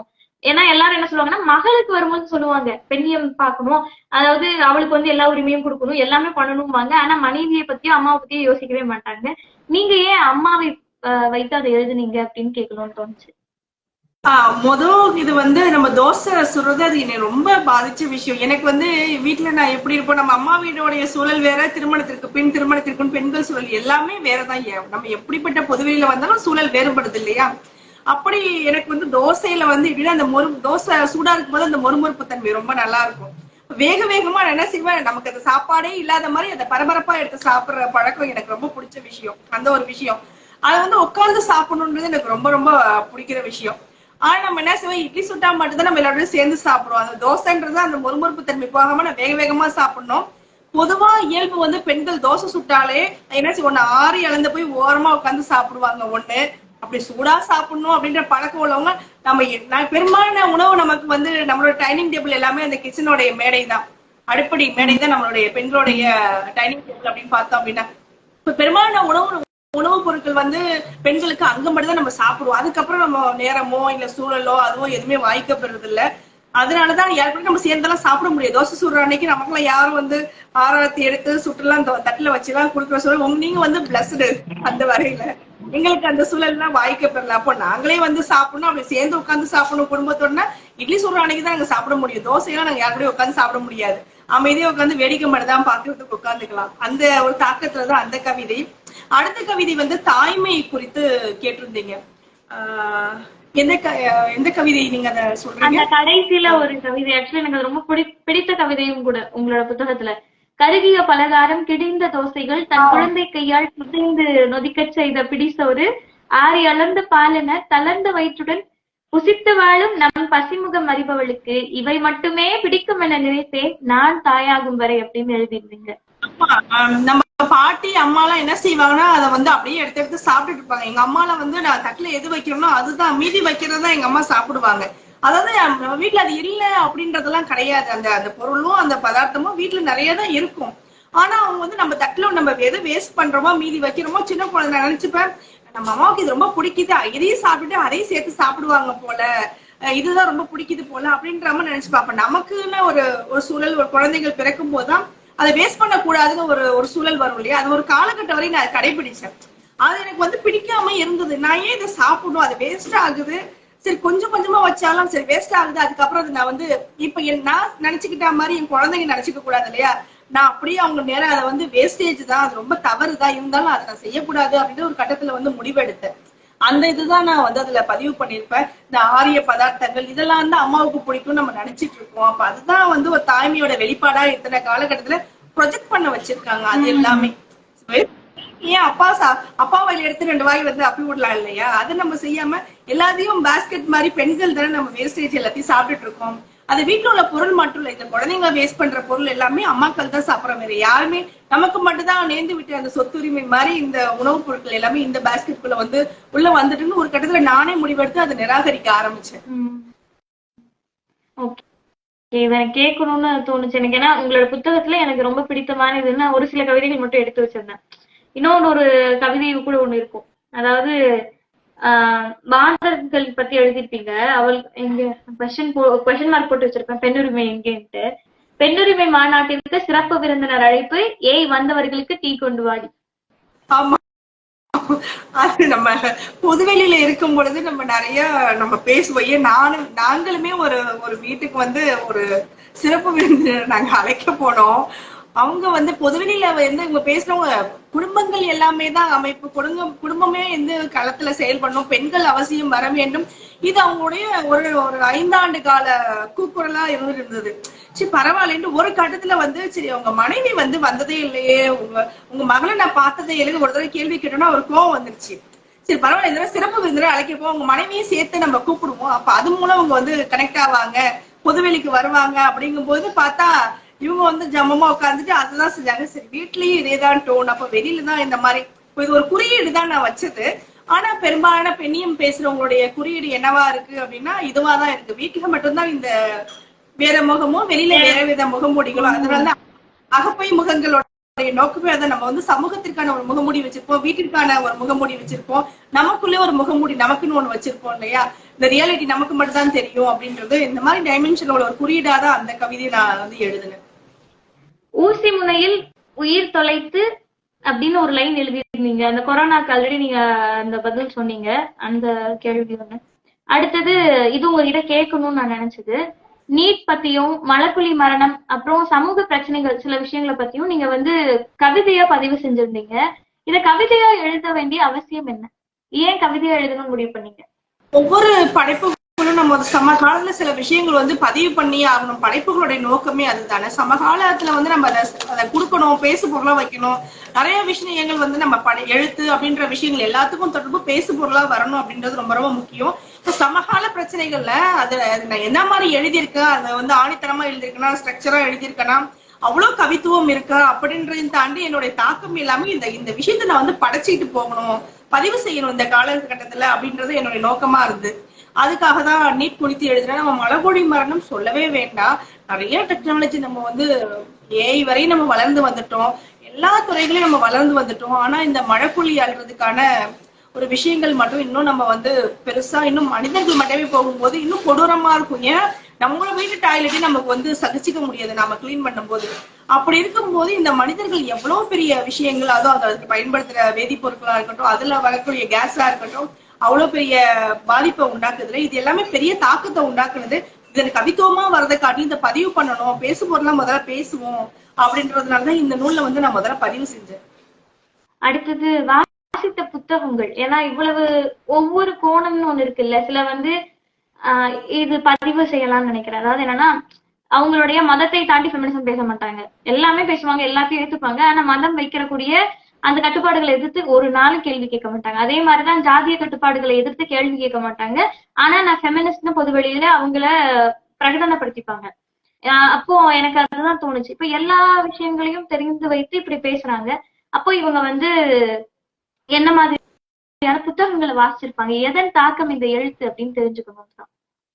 எனக்கு வந்து சங்க இலக்கியங்கள் தான் என்னுடைய துறை. முழுக்க முழுக்க சங்க இலக்கியங்கள், தொழில் சார்ந்த துறை வந்து எனக்கு ரொம்ப ஈடுபாடு. என்னுடைய இதுன்னு பார்த்தோம், ப்ரொஃபஷனலா நான் பார்த்தோம் அப்படின்னா சங்க இலக்கிய பேராசிரியர் தான் என்னோட இதுவே. அதுதான் பரதநாட்டிய கலைஞர்களுக்கு நான் சங்க இலக்கியங்கள் நடத்திட்டு இருக்கேன். அப்படிதான் நான் வந்து இதோட வாசிப்புகள். அதையும் நம்ம வந்து உள்ள வாசிட்டு பெண்ணியம் சார்ந்த நூல்கள் நான் அதிகமா வாசிப்பேன். சிறார் இலக்கியங்கள் அதிகமா வாசிப்பேன். நிறைய விஷயங்கள் அதுல கொஞ்சம் நான் நுணுக்கமாவே வந்து அந்த கோணத்தை வந்து ஆய்வு கண்ணோட்டோட பார்ப்பேன். அதிகமா தமிழ்ச்செல்வன் அவருடைய நூல்கள், எசப்பாட்டு ரொம்ப அற்புதமான நூல். நம்ம எல்லா கோணங்களையும் சில சமயம் வந்து நமக்கு சிரிப்பா கூட இருக்கும். இப்ப பெண்களுக்கு சங்கம் இருக்கிற மாதிரி ஆண்களுக்கும் சங்கம் இருக்கு. அந்த நூல்ல படிச்சுதான் நான் தெரிஞ்சுக்கிட்டேன். அப்போ அதுல வந்து ஆண்கள் நாங்க வந்து இப்ப கடைக்கு போக சொல்றாங்க என்னைய வீட்டுல, அப்புறம் வந்து நாங்க வந்து அக்கா தங்கச்சிக்கு சம்பாதிச்சு போட வேண்டியதா இருக்கு, நாங்க குடும்பத்தை பாத்துக்க வேண்டியதா இருக்கு. சோ இத பத்தி எல்லாம் வந்து ஆண்கள் சங்கங்கள்ல வந்து முடிவு பண்றாங்க, பேசுறாங்க, அதை அவங்க வந்து பேசு பொருளா வைக்கிறாங்க. அது மட்டும் இல்லாம பார்வையை வந்து பழக்குதல். இப்போ பெண்கள் வந்து உடைய வச்சு நிறைய ஒரு தீர்மானங்கள் வந்து சொல்லப்படுது.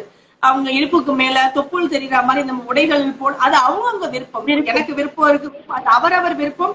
அந்த இதை வந்து அவங்க வந்து சீனாவுக்கு வந்து நாங்க டூர் போனதாகவும், அந்த பார்வைகளை வந்து முதல்ல ஒரு 3 நாட்கள் அவங்க வந்து நாங்க பார்த்தோம். அதுக்கப்புறம் வந்து இந்த பார்வை வந்து எங்களுக்கு பழகிடுச்சு. அப்போ சமூகத்துடைய பார்வை என்ன இருக்குன்னா, பார்வை பழகுதல் அப்படின்றது ரொம்ப ரொம்ப முக்கியம் அப்படின்றது அந்த விஷயங்கள்ல வந்து அந்த எசப்பாட்டு நூல்ல வந்து நான் உணர்ந்தேன். தெய்வ மனுஷிகள் அப்படின்றது நீலகண்டன் எழுதினது, கட்டுரையா வெளிவந்தது விகடன்ல நினைக்கிறேன். அந்த இது வந்து ரொம்ப பெண்களுடைய ஒவ்வொரு பரிணாமமும் எப்படி இருந்தது, பெண்கள் எப்படி எல்லாம் இருந்திருக்காங்க அப்படின்ற மாதிரி தெய்வ மனுஷிகள்ன்றது. இப்ப உங்களுக்கு துப்பட்டா போடுங்க தோழி, பெட்ரூமாஸ் லைட் ஏதாவது வேணுமா, கழிவறை இருக்கை, இந்த மாதிரி நூல்கள் எல்லாமே. அதுக்கப்புறம் பார்த்தோம்னா மதம் சார்ந்து பெண்கள் மேல மதம் எந்த மாதிரி சாதியோ மதமோ எப்படி வந்து தீர்க்கப்படுது. இப்ப சமீபமா வந்து பெரியோன் அப்படின்ற ஒரு நாவல் ஒண்ணு எழுத்தாளர் ராஜராஜன் எழுதினாங்க, நாற்கரம் பதிப்பகத்துக்கு நான் வாழ்த்துறை கொடுத்தேன். இப்ப அந்த புத்தகங்கள் எல்லாம் இது. அப்ப கௌரா பதிப்பகத்துல வந்து பொண்ணு படிச்சு என்ன பண்ண போறா அப்படின்ற ஒரு சிறுகதை தொகுப்பு, அந்த சிறுகதை தொகுப்புக்கும் நான் வாழ்த்துறை கொடுத்ததுனால அந்த நூல் வந்து ரொம்ப அற்புதமான ஒரு படைப்பு. பெண்களுடைய எல்லா கோணங்கள்லயும் வந்து எல்லா டைமென்ஷன்லயும் அந்த நூல் வந்து பெண்ணியம் குறித்து நிறைய பேசும். ஒரு பொண்ணுக்கு வந்து படிப்பு எந்த விதத்துல முக்கியம், இல்ல கல்வி எந்த விதத்துல வந்து அவளை வந்து உயர்த்தும் அப்படின்ற டைமென்ஷன் நிறைய கோணங்கள்ல அந்த நூல் வந்து உணர்த்தும். இது மாதிரி பெண்ணியம் சார்ந்த நூல்கள் வந்து இப்ப சமீபமா நான் அதிகமா வாசிச்சுட்டு வரேன். ஏன்னா நம்ம பொதுவெளிக்கு வரோம். நீங்க சொன்ன மாதிரி நானும் வந்து சராசரி பெண்ணா எப்படி அறிவியலை வந்து நம்ம அறிவியலையும் மூட நம்பிக்கையை நம்ம பாக்குறோமோ, பக்தியிலையும் பகுத்தறிவை வந்து நம்ம ஆராய்ச்சி பண்ணணும் அப்படின்றது என்னுடைய கருத்து. இப்போ இந்த மாதிரி ஒரு சிந்தனை திறன் இருக்கும் பொழுது நான் வந்து ஒரு ஃபெமினிஸ்ட் அப்படின்ற இதுவோ அப்படின்னு நான் சொல்லிக்கல. இயல்பா வந்து நான் ஒரு சராசரியா ஒரு பெண்ணை நான் எந்த கண்ணோட்டத்துல நான் பார்க்கலாம். ஏன்னா நமக்குன்னு சமூகம் சார்ந்த ஒரு கற்பிதங்களுக்குள்ளே உடை சார்ந்து நம்மளும் நம்ம சின்ன வயசுல நினைச்சிருப்போம், இந்த உடை சார்ந்து உள்ளவங்க எல்லாம் இப்படி இருப்பாங்க, இந்த மாதிரி பேசுறவங்க எல்லாம் இப்படி இருப்பாங்க. நம்ம ஒரு கற்பிதங்கள் சமூகம் வந்து ஒரு கட்டுக்குள்ள வச்சிருக்கு. இது எல்லாமே நம்ம உடைக்கணும் அப்படின்னா நிறைய வாசிப்புகள், குறிப்பா பெண்ணியம் சார்ந்த நூல்கள், நவீன பெண்ணிய எழுத்தாளர்களுடைய நூல்கள்லாம் வாசிக்கும் பொழுது நம்ம இதுவரையும் நினைச்சுக்கிட்டு இருந்த கற்பிதங்கள் எல்லாமே அந்த இடத்துல சுக்குநூறா ஆயிடும். அப்படி வந்து கற்பிதங்கள் உடைக்கப்பட்டு எழுதப்பட்டதுதான் இந்த அகப்பை முகங்கள். பெண்ணியம் சார்ந்த நூல்கள் வந்து அதிகமா நான் வாசிப்பேன். சிறப்பு மேம். அடுத்து பெண் எழுத்தின் அவசியம். ஏன்னா ஒவ்வொரு பெண் எழுத்தாளர்களும் இப்ப தொடர்ந்து வீடியோஸ் பார்த்துட்டு இருக்கேன். சில பெண் எழுத்தாளர்களுடைய பழைய இந்த இதெல்லாம் இருக்குல்ல, நேர்காணல்கள் வந்து பார்க்கும்பொழுது அவங்க பதிவு பண்ணியிருந்ததுன்னா, இப்போ ஒரு பெண் வந்து ஒரு காதலை பத்தி எழுதுறான்னா ஆணும் எழுதியிருப்பான். ஆனா அவ்வளவு கவிஞர்கள் இருக்காங்க, எழுதுவாங்க. ஆனா யாருமே அந்த கவிதைகளுக்கு பின்னாடி இருக்கக்கூடிய பெண் யாருன்னு யாரும் தேடவே மாட்டாங்க. ஆனா எல்லா பெண் எழுத்தாளர்களும் அதை எழுதுறாங்கன்னா தேடுவாங்க. பெண் படைப்புகள்ல தான் இங்க வந்து நம்மளை தேடுவாங்க நிச்சயமா. ஓ இவங்க அதை எழுதியிருக்காங்களா, இப்ப கண்டிப்பா இவங்கதான். இப்ப என்னுடைய நண்பர்கள், அதாவது பெண் தோழமைகளே நிறைய கவிதைகளோ இல்ல நாவல்களோ எழுதும் போது டிஸ்கஷன் நடக்கும் எங்களுக்குள்ள. இது நம்ம எழுதிட்டா என்னையதான் அவங்க நினைப்பாங்க அப்படிங்குவாங்க. எங்க உண்மைதான் அது. நான் வந்து என்ன சொல்றது, நாங்க எவ்வளவுதான் எழுத வந்தாலும் அப்ப இன்னொரு கட்டம் இருக்கு. இப்ப நான் மதம் சார்ந்த இதெல்லாம் எழுதும் போது நீங்க தான் சாமியெல்லாம் கூப்பிட மாட்டீங்கல்ல, நீங்க எல்லாம் வந்து வேற குரூப் தானே, அப்போ நீங்க இப்படியா அப்படி இந்த மாதிரி நிறைய விஷயங்கள் எனக்குமே அது ரொம்ப என்னடா அது ஏன் அதை நம்ம பேசக்கூடாதா. நான் சொல்ற மாதிரி ஏன் சயின்ஸையும் நம்ம வந்து மூட நம்பிக்கைன்னு சொல்றோம். அதுலயும் நம்ம என்ன சொல்றோம், அதுல ஒரு பக்கம் பாருங்க, ஒட்டுமொத்த சயின்ஸையும் நம்ம சொல்லல, அதுலயும் நீங்க வந்து பகுத்து பாருங்க. அந்த மூட நம்பிக்கையை அப்படியே பிளைண்டா நம்பாதீங்க, எதுவா இருந்தாலும் அனலைஸ் பண்ணி பாருங்க, உங்களுக்குள்ள கொஸ்டின் ரைஸ் பண்ணுங்கன்னு நம்ம எல்லா கோணத்திலையும் பேசுறோம். அப்போ இந்த மாதிரி விஷயங்கள்லாம் வரும்பொழுது அது பெரிய சமூகத்துல பெண் எழுத்துக்கள்ல வந்து எங்களுக்கு இது பெரிய சவாலா இருக்கு. இன்னைக்கு வரையுமே வந்து அதுக்கு எழுதப்படாத சட்டமாவே பெண் எழுத்துக்கள்ல வந்து எங்களை தேடிக்கிட்டே தான் இருக்காங்க. ஒரு காதல் குறித்துங்க, நீங்க லவ் மேரேஜ் தானே என்கிட்ட கேட்டவங்களும் நிறைய பேர் இருக்காங்க. லவ் மேரேஜ் தானே, அட சத்தியமா இல்லைங்க, இல்ல உங்களை பார்த்தா லவ் மேரேஜ் தான், உங்க எழுத்துக்கள்லாம் அதுதான் இருக்கு, அந்த ஒரு கதையில அது கொடுத்துருந்தீங்கல்ல. இப்போ பெண்கள் எழுத்துலதான் நம்ம நம்மளுடைய விஷயங்கள் பேச முடியும். ஆண்களுக்கு வழி இருக்குங்கும் போது பொருளாதார சூழல், வெளி சூழல் அது மாதிரி இருக்கும். நமக்குதான் உளம் சார்ந்து உடல் சார்ந்த நிறைய வழிகளை வந்து நாம தான் பேச முடியும். குறிப்பா நம்ம வந்து எல்லா டைமென்ஷன், இன்னைக்கு கூட நம்ம அந்த மீம்ஸ் எல்லாம் கூட போட்டிருந்தாங்க, தாயாக தோழியாக, ஐயோ இன்னைக்கு முழுக்க இதைதான் நாங்க கேட்கணுமா அப்படின்ற ஒரு ஜோக்ல நம்ம வந்து பாத்துக்கிட்டுதான் இருக்கோம் நம்ம. ஆமா, நாங்க எல்லா டைமென்ஷன் எல்லா கோணங்களையும் நாங்க தான் இந்த ரோலை பண்ணும் பொழுது எல்லா விதமான மனுஷங்களை நம்ம பாக்குறோம். ரெண்டாவது, பெண்கள் வந்து எழுத வரும் பொழுது நமக்கு அந்த வார்த்தைகள் வந்து எக்ஸ்பெக்ட் பண்ண தெரியும், நமக்கு அதை சொல்ல தெரியும். அதை ஆண்கள் இப்ப பெண்கள் ஆண்கள் நம்ம டிபேட் எல்லாம் வைக்கும் போது நம்ம தொலைக்காட்சி பெட்டியில நம்ம பார்த்தோம், டிவில எல்லாம் பார்த்தோம் அப்படின்னா அவங்க என்ன சொல்றாங்க அப்படின்னா, ஆண் குறைவாதான் பேசுவான், பெண்கள் தான் நிறைய பேசிட்டு இருக்காங்க அப்படின்னு சொல்லுவாங்க. ஏன்னா பெண்ணுக்கு வந்து அந்த வார்த்தைகளுக்கு உணர்வுகளுக்கு வடிவம் கொடுக்க தெரியுது, அந்த வழிகளுக்கு வடிவம் கொடுக்க தெரியுது.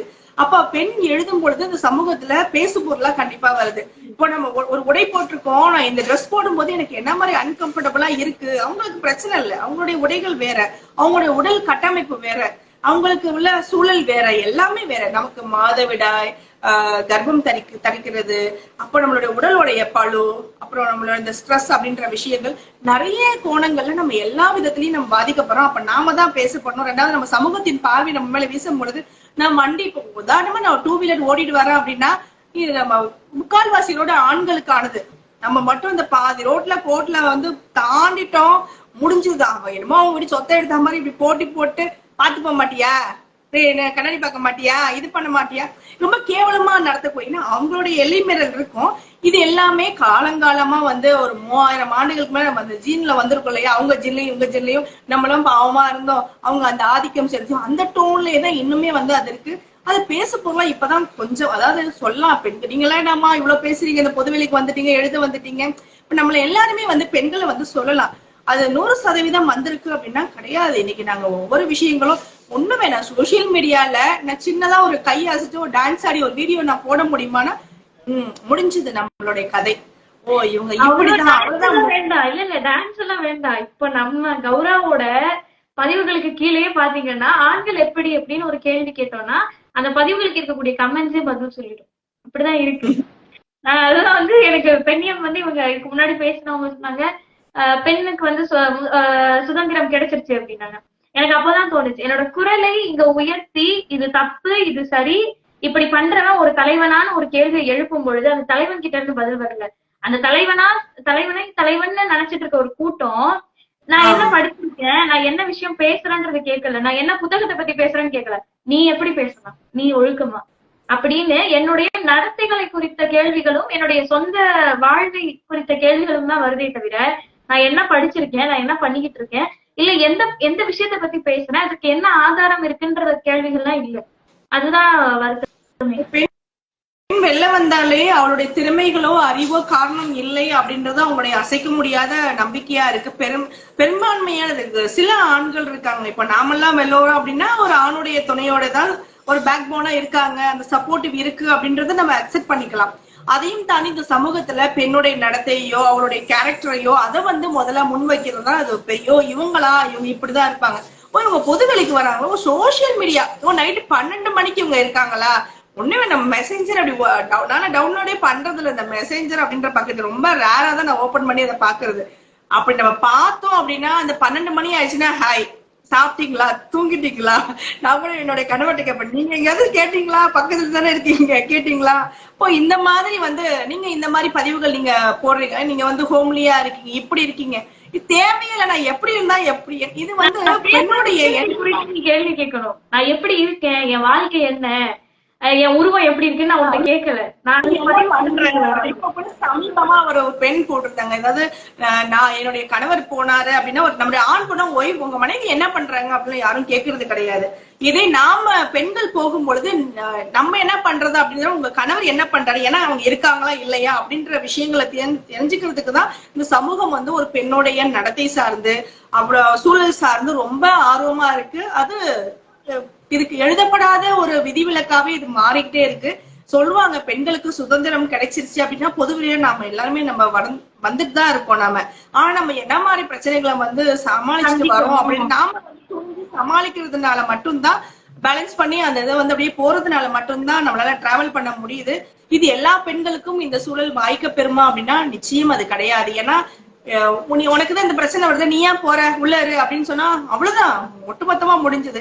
இதே என்னுடைய திருமணத்திற்கு முன் என்னுடைய அம்மா அப்பாவுடைய சூழல்ல எனக்கு இதே மாதிரி சமூக சவால்கள் இருந்தது அப்படின்னா ஒரு துளி கூட நான் வெளில வந்திருக்கவே முடியும். உனக்கு வேற வேலையே இல்லையா, நீ வீட்டுல இருந்து பேசாம இருந்தா போதும் அப்படின்றது அவங்களுடைய கருத்துக்களா இருந்திருக்கும். இப்போ கணவர் இதே என்னுடைய கணவர் இல்லாம வேற ஒருத்தர் இருந்தாங்க அப்படின்னா நம்ம சமூகம் சார்ந்து வெளில வரும்பொழுது வேண்டாம், நமக்கு வேறவே தேவையில்லை, வீட்டை பாரு சமைச்சு போட, அவ்வளவுதான் முடிஞ்சது. அவ்வளவுதான் ஒரு வார்த்தைகள். ஏன்னா இன்னைக்கு சமூகம் அவ்வளவு பெரிய எதிர்ப்புகள். அந்த ஆண்கள் மட்டுமே நான் குறை சொல்ல விரும்பல, இந்த பெண்கள் மட்டுமே அப்படின்னு நான் சொல்ல விரும்பல. சமூகம் சார்ந்த இரு பாலர்கள்ட்டையும் வேற வேற டைமென்ஷன்ல பெண்களுக்கான நிறைய இடையூறுகளும் நிறைய சவால்களும் எதிர்நோக்கி வந்து கொண்டுதான் இருக்கிறது. பொதுவெளியில செயல்படும் பொழுது இவ்வளவு அச்சுறுத்தல் தாண்டிதான் ஒரு பெண் வெளியில வந்துட்டு இருக்காங்க. அடுத்து, எழுத்தால் கவிதையால் சமூகம் மாறும் என நம்புகிறீரா? நிச்சயம் மாறும். இவ்வளவு நாள் நம்ம பேசு பொருள் ஒரு விஷயத்த எதுவும் சொல்லாம என்ன போகணும்னு சொல்லாம நம்ம அமைதியா இருக்கிற வரையிலும் எந்த மாற்றமும் வராது. நமக்கு பிரச்சனைகள் என்ன அது மாறுது முதல்ல இந்த பேசு பொருள் ஆக்கும் போதுதான் தலைமுறையா அது கடந்து போகுது இல்லையா. அப்போ ஏதோ ஒரு போராளிகள் முளைப்பாங்க, ஏதோ ஒரு விஷயங்கள் எங்கேயோ ஒரு மாற்றம் ஏற்படும். அது படைப்புகள் மூலம் தான் பெரும்பாலும். இப்ப நான் ஒரு மாற்றத்தை உள்ளடக்கி இந்த சமூகத்துல நிக்கிறேன் அப்படின்னா அந்த வாசிப்பு மூலம், அந்த படைப்புகள் மூலம் தான் என்னுடைய மாற்றங்கள் வருது.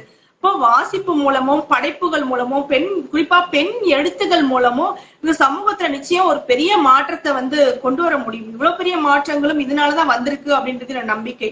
இப்போ நிறைய பேர் பார்த்தோம் அப்படின்னா ஒரு காலகட்டம் நீங்க பாக்குறீங்களா, கொரோனாவுக்கு முன்னாடி பின்னாடி அப்படின்னு பார்த்தோம்னா கொரோனாவுக்கு பின்னாடி நிறைய எழுத்தாளர்கள் உருவாகிறாங்க அப்படின்றத நான் கவனிக்கிறேன். அப்புறம் பார்த்தா நிறைய வாசிப்புகள் அதிகமா இருக்கு அப்படின்றத நான் பாக்குறேன். சமூகம் ஓரளவு பண்பட்டு இருக்கு அப்படின்றத நான் பாக்குறேன். ஏன் நானே என்னை நான் பண்படுத்தி இருக்கேன் அப்படின்றதையும் நான் கவனிச்சுட்டு இருக்கேன் இந்த சூழல்ல. அப்போ ஒரு வாசிப்பும் ஒரு எழுத்துக்களும் படைப்பும் நிச்சயம் எழுத்துக்கள் சமூகம் நிச்சயம் மாற முடியும். கண்டிப்பா மாற்றத்திற்கு உள்ளாக்க முடியும். ஏன்னா நான் ஒரு விஷயத்த அக்செப்ட் பண்ணி நான் செஞ்சிருக்கேன் அப்படிங்கும் போது அதை இன்னொருத்தவங்க கவனிக்கிறாங்க, அடுத்தவங்க அதை பாக்குறாங்க, ஆவணப்படுத்தும் பொழுது பதிவு செய்யும் பொழுது. அப்போ இது செய்யலாமா, இல்ல நம்ம படைக்கப்படல, ஒரு படைப்புகள் படைக்கப்படல அப்படின்னா இது சரியா தப்பா அப்படின்னு அந்த ஆலோசனையிலேயே அவங்க காலம் நகர்த்துறதை விட இதை வாசிக்கும் போது இது சரி, உங்களுக்கு இது ரிசல்ட் இப்படி வந்திருக்கு. அது பெரும்பாலான படைப்புகள் எல்லாமே சமகாலத்துல நம்ம படைக்கிறோம். இப்போ ஒவ்வொரு காலகட்டத்தோடைய விதிவிலக்கு, இப்ப முன்னாடி நம்ம நிறைய விஷயங்கள் தெரிஞ்சு உடன்கட்டை ஏறுதல் அப்படின்ற விஷயம் பேசு பொருளா வந்தது. நம்ம அதை பாக்குறோம், படிக்கும் பொழுது நம்ம எல்லாம் செஞ்சதை நாமள கட்டையில ஏத்தி இருப்போம் அவங்கள அப்படின்ற மாதிரி நம்ம யோசிக்கிறோம் இல்லையா. அப்போ இந்த பேசு பொருள் வரும் பொழுதுதான் இது மாறும். அது படைப்புகளால எழுத்துக்களா நிச்சயம் மாற்ற முடியும். சிறப்பு. இன்னும் நிறைய எழுதுங்க, உங்ககிட்ட இந்த கேள்விகள் தான் கேட்கணும் அப்படின்னு நினைச்சிருந்தேன். அப்புறம் மீதம் கவிதைகள் எல்லாமே எனக்கு ரொம்ப பிடிச்சிருந்தது. நான் ஏன்னா அதிகமா கவிதைகள் நான் வாசிச்சேன்னா அது எனக்கு ஒரு மணி நேரம் 2 மணி நேரத்துல மொத்த புத்தகத்தையும் வாசிச்சிடணும். அதுக்குள்ள இருக்க விஷயங்களை சீக்கிரமா ஒருத்தன்ட்ட போய் சேர்க்கணும்னா அதுக்கு கவிதைகளாலதான் முடியும். ஏன்னா இப்ப நம்ம கதையா எழுதணும்னா அந்த முழு கதையும் வாசிச்சாதான் அதோட சாரம் உள்ள போகும். கவிதைனா அந்த 4 வரியோ 10 வரியோ நமக்கு சொல்ல வேண்டிய மொத்த விஷயங்களையும் அந்த 10 வரியை சொல்லிடும். சோ இது மாதிரி இன்னும் நிறைய கவிதைகள் எழுதுங்க. வேற ஏதாவது உங்களுக்கு கேள்விகள் இருக்காங்க? வேற இவங்கள கௌரவ பதிப்பகம் பத்தி இங்க நான் பதிவு செய்ய விரும்புறேன். என்ன அப்படின்னா, கௌரவ நாங்க பதிவு செய்யும் பொழுது எங்களுடைய அந்த கருத்தை வெளிப்படுத்துகிற சுதந்திரம் எங்களுக்கு எப்பவுமே உண்டு. இதுதான் அதே நம்ம ஏற்கனவே சொன்னோம் இல்லையா, பெண் எழுத்துக்களை தேடுற விஷயங்கள் எல்லாருமே இந்த சுதந்திரம் கொடுப்பாங்களா? அது கிடையாது. நிறைய கருத்துக்களுக்கு ஏன் நீங்க இதை கொடுத்தீங்க, இல்ல இது எங்க பதிப்பகங்களுக்கு தேவையில்லாத, நாங்க இந்த பிரச்சனையை ஹேண்டில் பண்ணோம் இப்படின்ற நிறைய கருத்து வரும் இல்லையா. கௌரவ பொறுத்தவரையிலும் நான் இந்த கவிதையை கொடுக்கும் பொழுது அவங்க எல்லாருமே எல்லாத்தையும் கேட்பாங்க. இது என்ன மாதிரி இருக்கு, இதுல என்ன இருக்கு, இதை நீங்க என்ன சொன்ன, இந்த இத்தனை கேள்விகளும் கேட்கப்பட்டு இது நல்ல விஷயம் அப்படின்ற ஒரு மோட்டிவேட்டோட தான் இந்த கௌரால நூல்கள் வெளிவரும். அப்புறம் பார்த்தோம் அப்படின்னு இன்னைக்கு மகளிர் நாள். மகளிர் நாள் அப்படின்றது எனக்கு பெருசா நம்பிக்கை இல்லைன்னு தான் நான் சொல்லலாம். அப்படின்றதுதான் இது நாள் வச்சு கொண்டாட. ஏற்கனவே சொன்ன மாதிரி அவங்க தோசை சொல்றாங்க, அவங்க கிச்சன்ல பார்த்து அவங்க கணவர் பாத்திரம் தேய்ச்சாரு, இந்த டோன் மாதிரிதான் நம்மளை கொண்டாடுற மாதிரி எனக்கு அது ஒரு ஃபீல் ஆகுது. இயல்பான ஒரு நாளா, இயல்பான ஒரு மனுஷிகளா, பெண்கள் ஆண்கள் அப்படின்னு மனுஷங்க எல்லாருக்கும் ஒரே உணர்வுகள் உண்டு. இவங்க இந்த ட்ரெஸ், இவங்க இந்த மாதிரி இந்த பாகுபாடு இல்லாம இயல்பா இந்த சமூகத்தின் கண்கள் என்னைக்கு பொதுமையான கண்களா, மனிதர்கள் அப்படின்ற கண்களா பார்க்கப்படுதோ அதுதான் ஒரு சரியான ஒரு மகளிர் நாள் அப்படின்றது என்னுடைய கருத்து. ஓகே, சிறப்பு. இன்னும் நிறைய கவிதைகள் உங்ககிட்ட இருந்து எதிர்பார்க்கிறோம், நிறைய புத்தகங்கள் எதிர்பார்க்கிறோம். நிறைய எழுதுங்க மேம். கௌராவின் சார்பில் வாழ்த்துக்கள். நன்றி. மிக்க நன்றி, மிக்க நன்றி, நன்றி.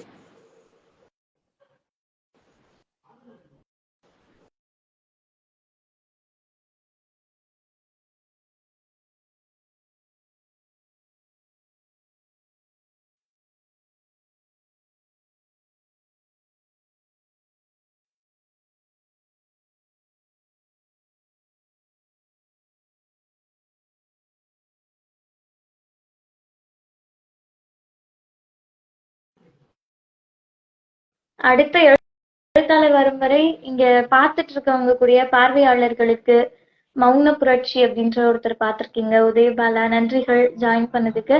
உங்களுக்கு ஏதாவது கேள்விகள் இருந்தா கேட்கலாம். பிரதாப், ஐ மீன் அப்ராட். ஓகே ஓகே தோழர், ஏதாவது கேள்விகள் இருந்தா கேளுங்க.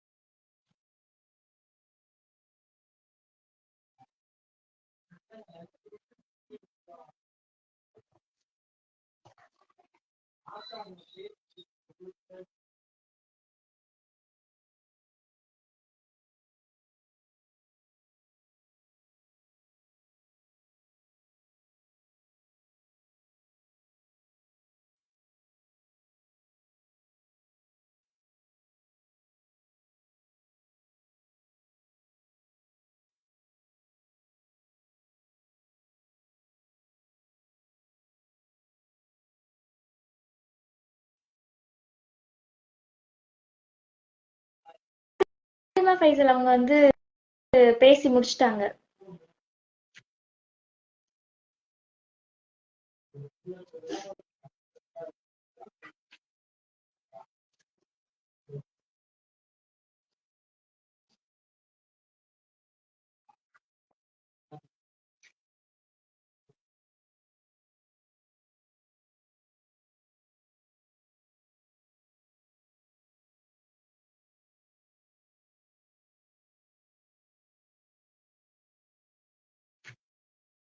வேறு யாருக்காவது ஏதாவது கேள்விகள் இருந்தா கேட்கலாம், கேளுங்க.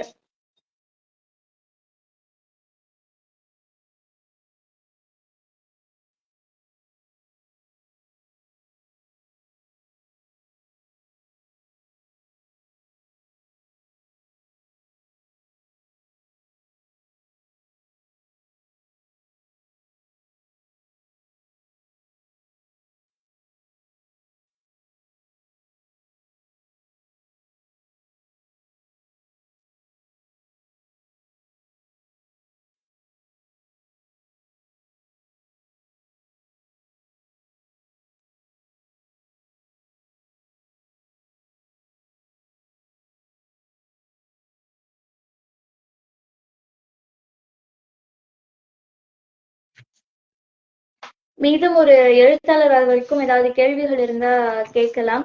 அகப்பை முகங்கள்ல இருந்து ஒரு கவிதை பார்க்கலாம்னு நினைக்கிறேன்.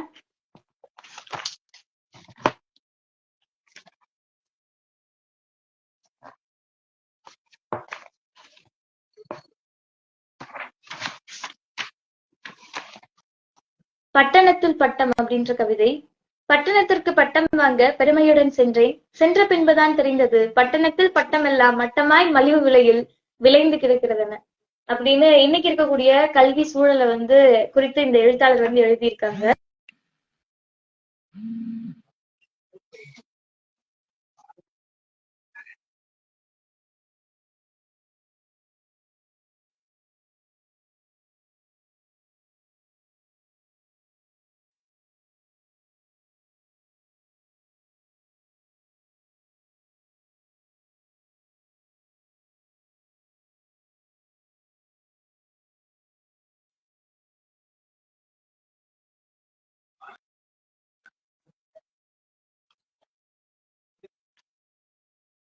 நான் இது வரைக்கும் கதைகள் எதுவும் எழுதினதில்லை. இது வேற மாதிரி இருந்துச்சா? கதைகள் எதுவும் நான் எழுதுனதில்லை. நான் ரொம்ப ஒரு பக்க கதை அந்த மாதிரிதான் எழுதியிருக்கேன். இது வரைக்கும் எதுவும் பப்ளிஷ் பண்ணதில்லை. நான் ஒரு அபைட் ரீடர். என்னால வாசிக்க தான் முடியும். நிறைய வாசிப்பேன். கொஞ்சம் எழுதிட்டு இருக்கேன். வேற ஏதேனும் கேள்விகள் இருந்தா கேள்வி. இங்கே கௌரவ இது மாதிரி இளம் எழுத்தாளர்கள், புதிதா எழுதக்கூடிய நிறைய எழுத்தாளர்கள் இருக்காங்க. அவங்களுடைய புத்தகங்களுடைய பரிந்துரை வேணும்னாலும் சொல்லுங்க. அது எல்லாமே நம்ம பரிந்துரை செய்யலாம். வந்துட்டாங்க. அடுத்ததா நம்ம பார்க்க போற ஒரு எழுத்தாளர் யாருன்னா ரொம்ப முக்கியமான எழுத்தாளர். அப்செஸ்ட் அப்படின்ற புத்தகத்துடைய ஆசிரியர் நம்மளோட அடுத்து. Hi ma'am. Hi. Happy women's day. Happy women's day. ஆரம்பிக்கிறதுக்கு முன்னாடி முதல்ல உங்களை பத்தி கொஞ்சம் பகிர்ந்துக்கோங்க. என்ன பத்தியா? So my name is Jayashree. My profile name different இருக்கும். So obviously my name is Jayashree. So on and off writer, full-fledged writer ன்னு சொல்ல மாட்டேன். But I am someone who loves to write. கொஞ்சம் வருஷமா எழுதிட்டு தான் இருக்கேன். பட் புக்குன்னு சொன்னா பப்ளிஷ்டு ஒன். மற்றபடி என்னோட புக்ஸ் எல்லாம் மோஸ்டா it's always published on my Insta or maybe something very like பர்சனலா எங்கேயாவது பப்ளிஷ் பண்ணிருப்பேன். So that is me.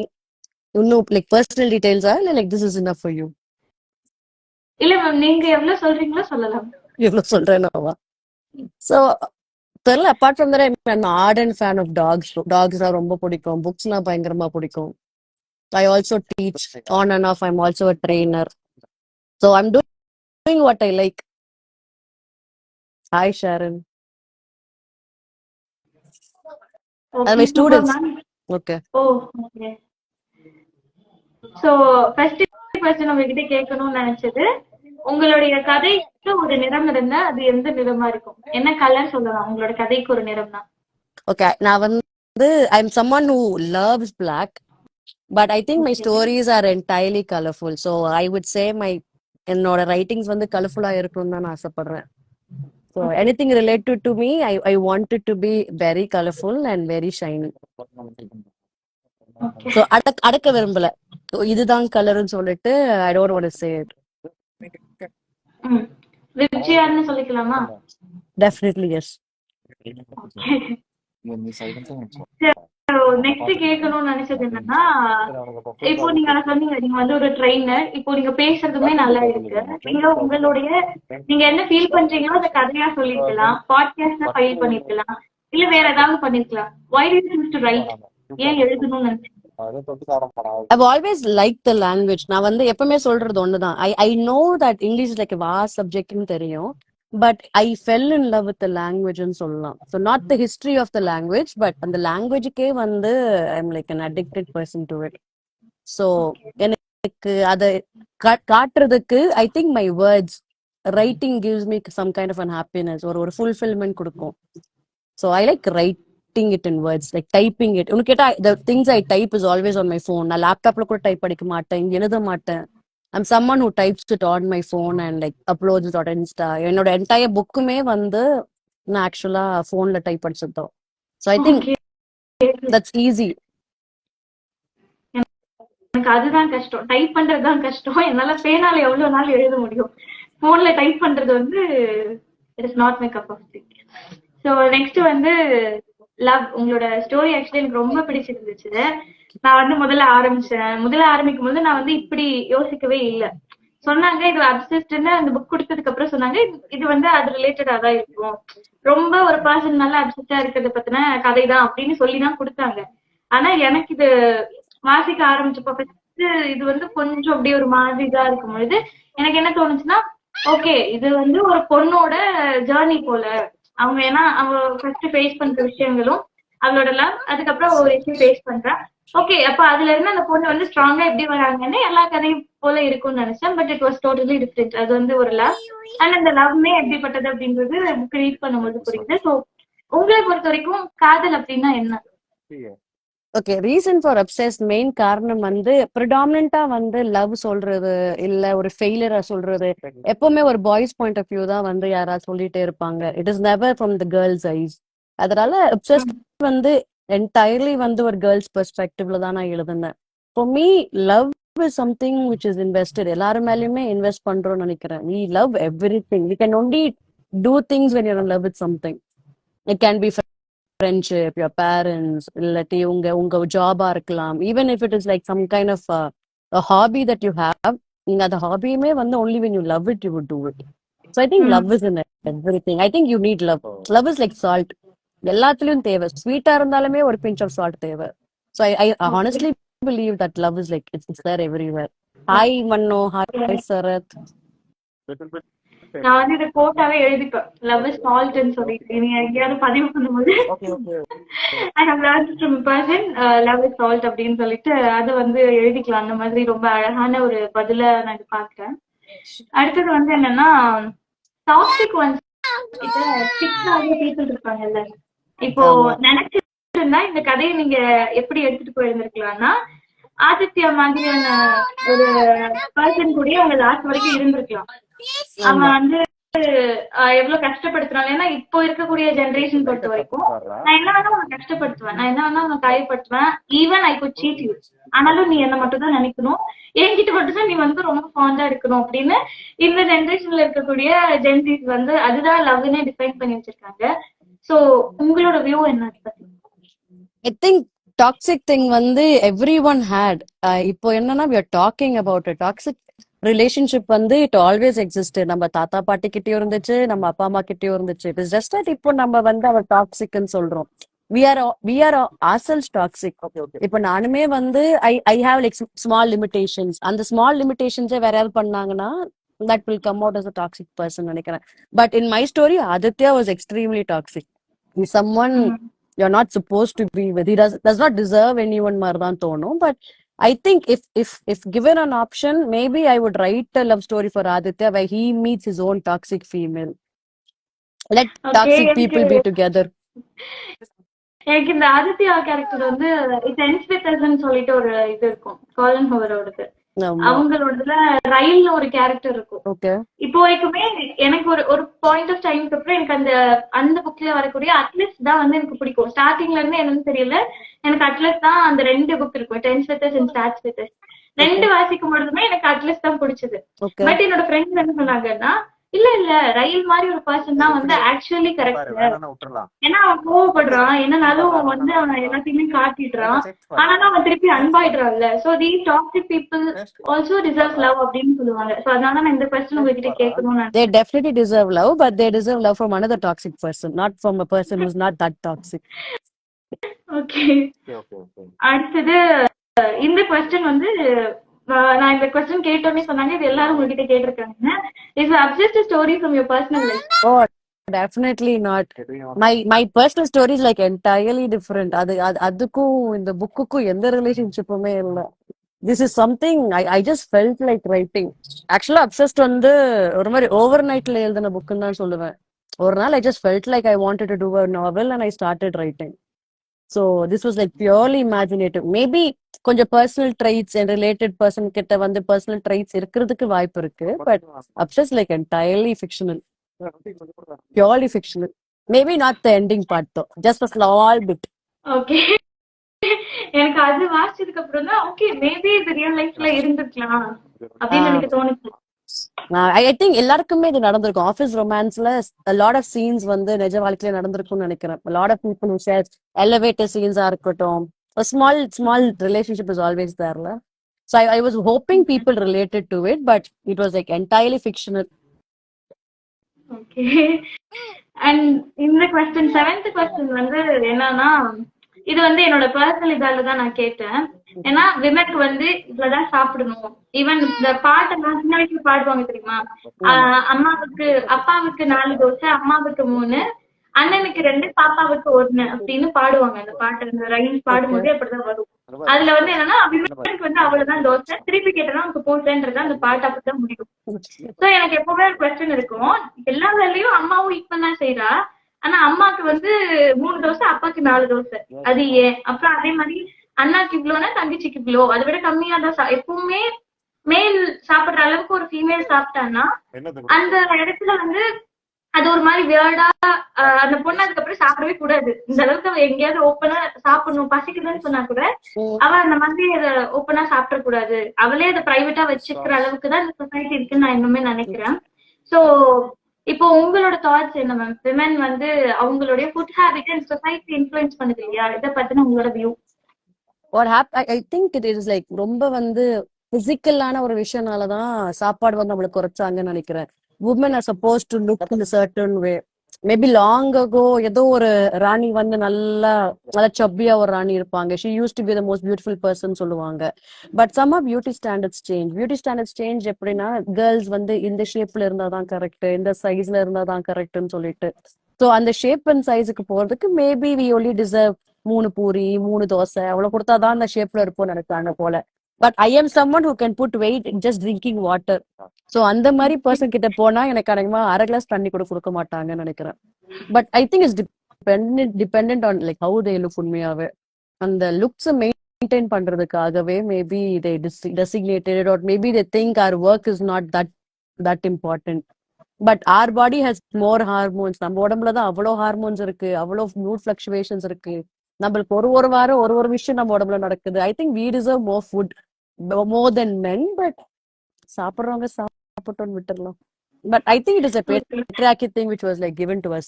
நம்ம இவ்வளவுதான் சாப்பிடணும், நம்ம வந்து பண்ற வேலை and our physique was there as an importance maybe because நம்ம பொண்ணுங்க எப்பவுமே அழகுன்னு மட்டும் தானே சொல்லுவாங்க. we are not described as strong. யாருமே நம்ம கிட்ட வந்து ஓ நீங்க பாக்குறது ரொம்ப ஸ்ட்ராங்கா இருக்கீங்கன்னு சொல்ல மாட்டாங்கல்ல. இட்ஸ் ஐதர் கியூட்டா இருக்கீங்க, இல்ல சப்பியா இருக்கீங்க, இல்ல பியூட்டிஃபுல்லா இருக்கீங்க. Never you're strong, you're bold, இந்த மாதிரி யாரும் சொல்ல மாட்டாங்க நம்ம கிட்ட. ஈவன் when they flirt பண்ணும்போது கூட யாரும் நமக்கு சொல்ல மாட்டாங்க அதை. அதான் சொல்லுவாங்க பெண்கள் கிட்ட வந்து அவங்க அழகா இருக்காங்க மட்டும் சொன்னாவே போதும். அதேதான். அதனாலதான் ரைட்டர்ஸ் எல்லாம் என்னென்ன எழுதியிருப்பாங்கன்னா, யாராவது உங்ககிட்ட நீ அழகா இருக்கன்னு சொன்னா அதை மட்டும் நம்பவே நம்பாது அப்படின்னு தான் எல்லா ரைட்டர்ஸும். Very true. யாருமே வந்து உங்க நக்சல்ஸ் எல்லாம் பாக்குறது ஸ்ட்ராங்கா இருக்கு, அடிச்சா நல்லா வலிக்கும் போல இருக்கலாம் யாரும் சொல்ல மாட்டாங்க. உங்க சிரிப்பு அழகா இருக்க தானே சொல்லுவாங்க. அடுத்தது, do you think there is a special need for females writing? பெண் எழுத்தோட அவசியம் ஒரு ஐ திங்க் பெண் ஏன் எழுதணும்? எப்படி சொல்றது, ஐ திங்க் உமன் வந்து they can express themselves better. ஒரு பொண்ணுக்கு ஒரு பொண்ணு ஃபீலிங் புரியுறதோட ஒரு பொண்ணு வந்து அவங்க பர்சனல் தாட்ஸ் வந்து ஷேர் பண்ணா maybe people around them will read it. அந்த குறிப்பிட்ட பர்சனுக்கு ரிலேட்டடா இருக்க person maybe they'll have a better understanding அவங்க ஸ்பெசிஃபிக்காவே. ஸோ மோர் ஃபீமேல் ரைட்டர்ஸ்னா குட்டி குட்டி சர்க்கிள்ஸ், நிறைய குட்டி சர்க்கிள்ஸ், நிறைய பேர் understand women's emotions, women's feel பண்றது, உமனோட ஆங்கர் வந்து ரியலைஸ் பண்றது. So aduk maybe yes, I would say that we need more women writers, but more than women writers, I think I need men who understand women to write more, like actually understand women and write about them. Maybe and appo vandu we'll have a bigger crowd maybe for people to understand. Okay. 3 advice for fellow women. Honestly, I really don't think advice in sollte onnum kediyadu. I would ask people to do what they love, no matter what. Do what you love, irrespective. And எனக்கு தெரிஞ்சுக்க அது ஒண்ணுதான், do what you love, try not to hurt someone when you do that, அவ்வளவுதான். So அது ஒரு அட்வைஸா எடுத்தாலும் சரி, இல்ல ரெண்டா பிரேக் பண்ணி ரெண்டா எடுத்துட்டாலும் சரி. Okay. And other thing is, what to you think about the statement, பெண்ணுக்கு பெண் தான் எதிரின்னு சொல்லுவாங்கல்ல? ஆக்சுவலி நான் அது வந்து ஒத்துக்க மாட்டேன். அந்த மாதிரி சொல்றவங்க இல்ல அந்த ஸ்டேட்மெண்ட் நீங்க எப்படி பாக்குறீங்க? உங்க புக்ல வந்து அந்த நந்திதான்ற கேரக்டர் வருவாங்க, ரைட்? லாஸ்ட்ல சொல்லுவாங்க. சோ இந்த ஸ்டேட்மெண்ட் எப்படி பாக்குறீங்க? I think humans enemy வந்து humans தான். We don't need anyone. Gender bias லாம் கிடையாது. I think our enemies are our people around us most likely, gender irrespective. But sometimes என்ன ஆகும்னா, the reason why நம்ம ஒரு பொண்ணுக்கு இன்னொரு பொண்ணு தான் எதிரினா, that பொண்ணு would have been that friend, that one toxic friend who deserves ஆதித்யாவா இருந்திருக்கும். So அந்த சினாரியோல வந்த விஷயமா தான் இருக்கும். But truth speaking, I think we are all danger for everyone around us, including ourselves. Okay. இன்னும் எது மாதிரியெல்லாம் எந்த மாதிரியான டேபு டாபிக்ஸோ இல்ல எந்த மாதிரியான டாபிக்ஸ்ல வந்து இன்னும் நிறைய எழுதப்படணும்னு நினைக்கிறீங்க? என்னென்ன விஷயங்கள் பேசப்படணும்னு நினைக்கிறீங்க? So deeply think about it. எந்த டாபிக்னா எது பத்தி பேசினாலுமே வந்து எந்த க்ரௌட்ல அது ரீச் ஆகுதான் முக்கியம்னு நினைக்கிறேன். இப்போ நான் சிட்டில இருந்துட்டு I can talk about women's freedom with clothes, but அந்த ரெலவென்சி இருக்காது. பட் ஐ திங்க் எங்க இருக்கோமோ அந்த இடம் சிச்சுவேஷன் பொறுத்து maybe things should be written for. So நான் சிட்டிக்குள்ள இருந்துட்டு நான் சொல்லலாம், ட்ரெஸ்க்கு எனக்கு வந்து ஃப்ரீடம் கிடைச்சிருச்சுன்னு சொல்லிட்டு, வேற I'd not be bothered, I can ask someone to write about periods, அதை வந்து வேற ஒரு சிட்டில பப்ளிஷ் பண்ணலாம். அங்க சிட்டி பெரிய டேபு இருந்திருக்காது.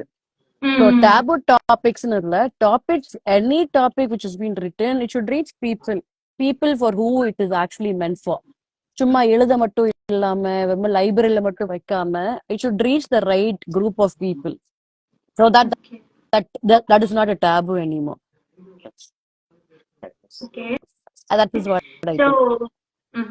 உங்களோட புக் ஆக்சுவலி ரொம்ப அழகா இருந்துச்சு. நிறைய விஷயங்கள் எனக்கு பிடிச்சிருந்துச்சு, பர்சனலா கனெக்ட் ஆன சில விஷயங்கள் இருந்துச்சு. எனக்கும் to be frank Korean series இருக்கு, Korean series and Turkish series வந்து நான் நிறைய பார்ப்பேன். எனக்கு அது என்னமோ தெரியல, இந்த ரெண்டு தான் வந்து எனக்கு கொஞ்சம் அனீம் நான் இந்த அளவுக்கு பார்த்தனோ அனீம் எனக்கு கொடுக்காத ஃபீலிங்ஸ் கூட எனக்கு வந்து இது வந்து ஓகே, நான் வந்து நல்லாதான் இருக்கேன், ஹாப்பியா இருக்கேன்றது கொரியன் சீரீஸ் பார்த்தோன்னே ஓகே இந்த மாதிரி ஒரு பையன் இருக்கணும், இல்ல இது மாதிரி people have to treat me அப்படின்றத நான் வந்து ரிலேட் பண்ணிப்பேன். அண்ட் இந்த புக்ல வந்து சம்டைம்ஸ் அவங்க அப்படிதான் வச்சிருப்பாங்க, அண்ட் சில டைம்ஸ் அப்படியே ரிவர்ஸா சில விஷயங்கள்லாம் நடக்கும். அண்ட் இது வாசிக்கிறப்ப எனக்கு அதுதான் தோணுச்சு, மேபி இதை அவங்க எழுதுறதுக்கு ஒருவேளை நிஜமாவே ஒண்ணு ரியல் லைஃப்ல இந்த மாதிரி ஏதாவது ஒரு பர்சன் வந்து அவங்கள பார்த்து இருந்திருக்கணும், இல்லைன்னா எனக்கு இது மாதிரிலாம் நடக்கணும்னு ஆசை இருக்கு, ஆனா இந்த மாதிரிலாம் எனக்கு ஒரு லவ் ஸ்டோரி இல்ல அப்படின்ற ஏற்றத்தாலையும் எழுதிக்கலாம் அப்படின்னு தான் தோணுச்சு உங்களோட புக் வாசிக்கும் பொழுது. And then your favourite book R author? I can't say I have a favorite author. நான் வந்து ரேண்டமா எந்தாவது ஒரு ஆத்தரை சூஸ் பண்ணி அந்த மொத்த புக்ஸ் எடுத்து படிக்க ஆரம்பிச்சிருவேன். But instead of telling a favorite author, I will tell you who made me read. So school படிக்கும் போது we had this library period. So reading வந்து ஸ்கூல்ல இருந்தா நான் பிக்கப் பண்ணது. So we had this famous 5 Secret 7 சொல்லிட்டு அங்கந்தான் என்னோட reading journey start ஆச்சு. It was written by Enid Blyton. So favorite author ன்னு சொன்னா I will say Enid Blyton. Reason being அங்க இருந்து தான் நான் படிக்கவே ஆரம்பிச்சேன். If not for that book, maybe நான் வந்து ரீடிங் குள்ளேயே போயிருக்க மாட்டேன். பிகாஸ் எனக்கு புக் உண்மையாவே பிடிக்காது, not subject books.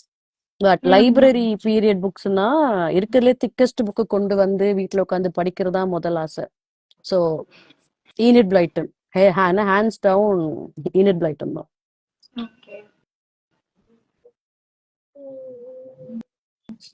Actually maybe அது சொல்லுவாங்க இல்லையா, இப்ப யாராவது வந்து எனக்கு ரீடிங் பிடிக்கல இல்ல புத்தகம் வாசிக்கிறது பிடிக்கலன்னா, அந்த புத்தகம் பிடிக்கலன்னா நீங்க வந்து இன்னும் சரியான புத்தகத்தை வந்து உங்களுக்கான புத்தகத்தை நீங்க எடுக்கல அப்படின்னு சொல்லுவாங்க. அதனால உங்களுக்கு ரீடிங் பிடிக்கல அப்படின்னு சொல்லுவாங்க. அண்ட் மோஸ்ட் ஆஃப் நான் வந்து இப்போ சிலர்கிட்ட நோட்டீஸ் பண்ற விஷயம் என்னன்னா, அவங்க வாசிச்ச அந்த முதல் புத்தகம் இருக்கும்ல, அதுதான் மோஸ்ட் பீப்புளுக்கு ஃபேவரட் புக் இருக்கும். எனக்கு வந்து இந்த சீக்ரெட் கார்டன் சொல்லிட்டு ஒரு புக் ஒண்ணு இருக்கும். ஆக்சுவலி அது சில்ட்ரன்கான புக் தான், ஆனா எனக்கு இப்ப வரைக்கும் அது என்னன்னா எனி டே எனக்கு ஒரு மாதிரி இருக்கு அப்படின்னா அந்த மூவியோ இல்ல அந்த புக்கையோ நான் எடுத்து திருப்பி அதுல இருந்து தான் மறுபடியும் கொஞ்சம் ரிலாக்ஸ் ஆகிட்டு திருப்பி மத்த புக்கை நான் ரீட் பண்ணேன். ஓ சோ ஓகே நீங்க இன்னும் கொஞ்சம் சில புக்ஸ பத்தி சொன்னீங்கன்னா நல்லா இருக்கும்னு நினைக்கிறேன். அதாவது சஜஷன்ஸ் இருக்கும்ல, இப்ப எல்லாரும் ஆமா ஒரு 2 3 புக் சொல்லியிருந்தாங்க இதை ட்ரை பண்ணுங்கன்ற மாதிரியும், இல்லைன்னா இந்த புக் எல்லாம் நான் வாசிச்சேன் இதனால வாசிச்சேன்னு சொன்னாங்க. சோ அது ஓகே மாதிரி சொன்னீங்கன்னா ஃபியூச்சர் வேற யாராவது ஒரு ரீடருக்கு அது யூஸ் ஆகலாம். ஓகே. ஸோ இப்போதைக்கு 2 ஆத்தர்ஸ் நான் வந்து ஸ்வாப் பண்ணி படிக்கிறேன். ஒன்னு வந்து last Kepler. Last um Kepler படிக்கிறது காரணம் வந்து இஸ் இன் டு லைக் சைக்கியாட்ரிக்கா ஒரு இந்த சைக்கோ த்ரில்லர்ஸா இருக்கும். So I like um that mentally வந்து he plays a lot with words. So அதனால I am reading last Kepler இப்போதைக்கு. அதை ம் தவிர்த்து ரீசெண்டா I am trying to venture myself out into becoming an erotic writer. So என் இன்ஸ்டாலே வந்து நிறைய எராட்டிக் ஸ்டோரி ஷார்ட்டா எழுதியிருப்பேன்.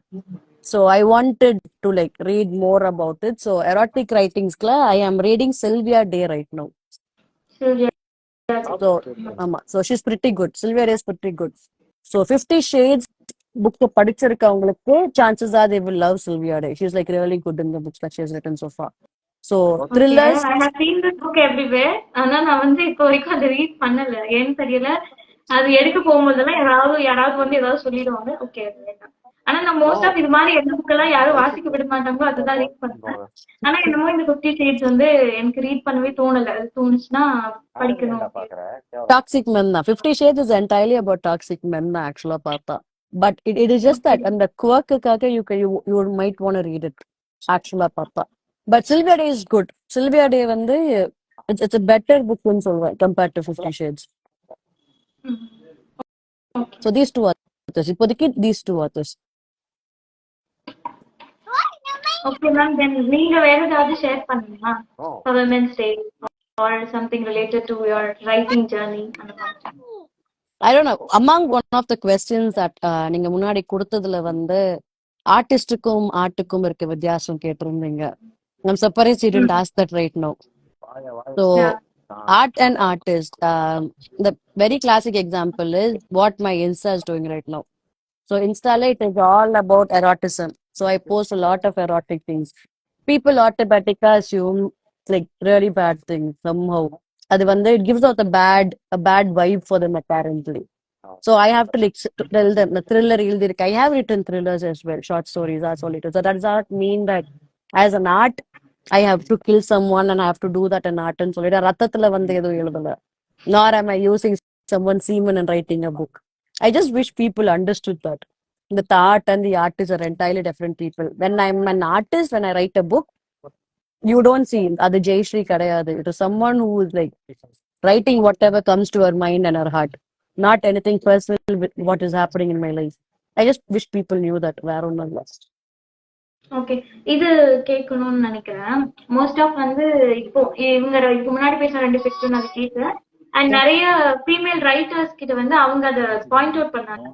ஆக்சுவலி when they write, அவங்க ஒரு ஃபீமேல் எழுதும் பொழுது இப்போ அவங்க லவ் போமோ இல்ல வந்து லவ் ரிலேட்டடான புக்ஸ் அந்த மாதிரி ஏதாவது எழுதுறாங்க, இல்ல எரோட்டிக் திங்ஸ் எழுதுறாங்கன்னா people used to try to find the person behind it. அதாவது அந்த மென் யாருன்றது, இவங்க யாருக்காக இதை எழுதுறாங்க, இந்த போம்னா அந்த போம் வந்து யாரை பத்தி எழுதப்பட்டது அப்படின்றத இப்போ ஒரு மென் எழுதுனா அதை பார்க்கவே மாட்டாங்க. அது நல்லா இருக்குன்னா நல்லா இருக்கு, அழகா இருக்கு, இவங்களுக்கு பிடிச்சவங்களுக்கு டேக் பண்ணிடுவாங்க.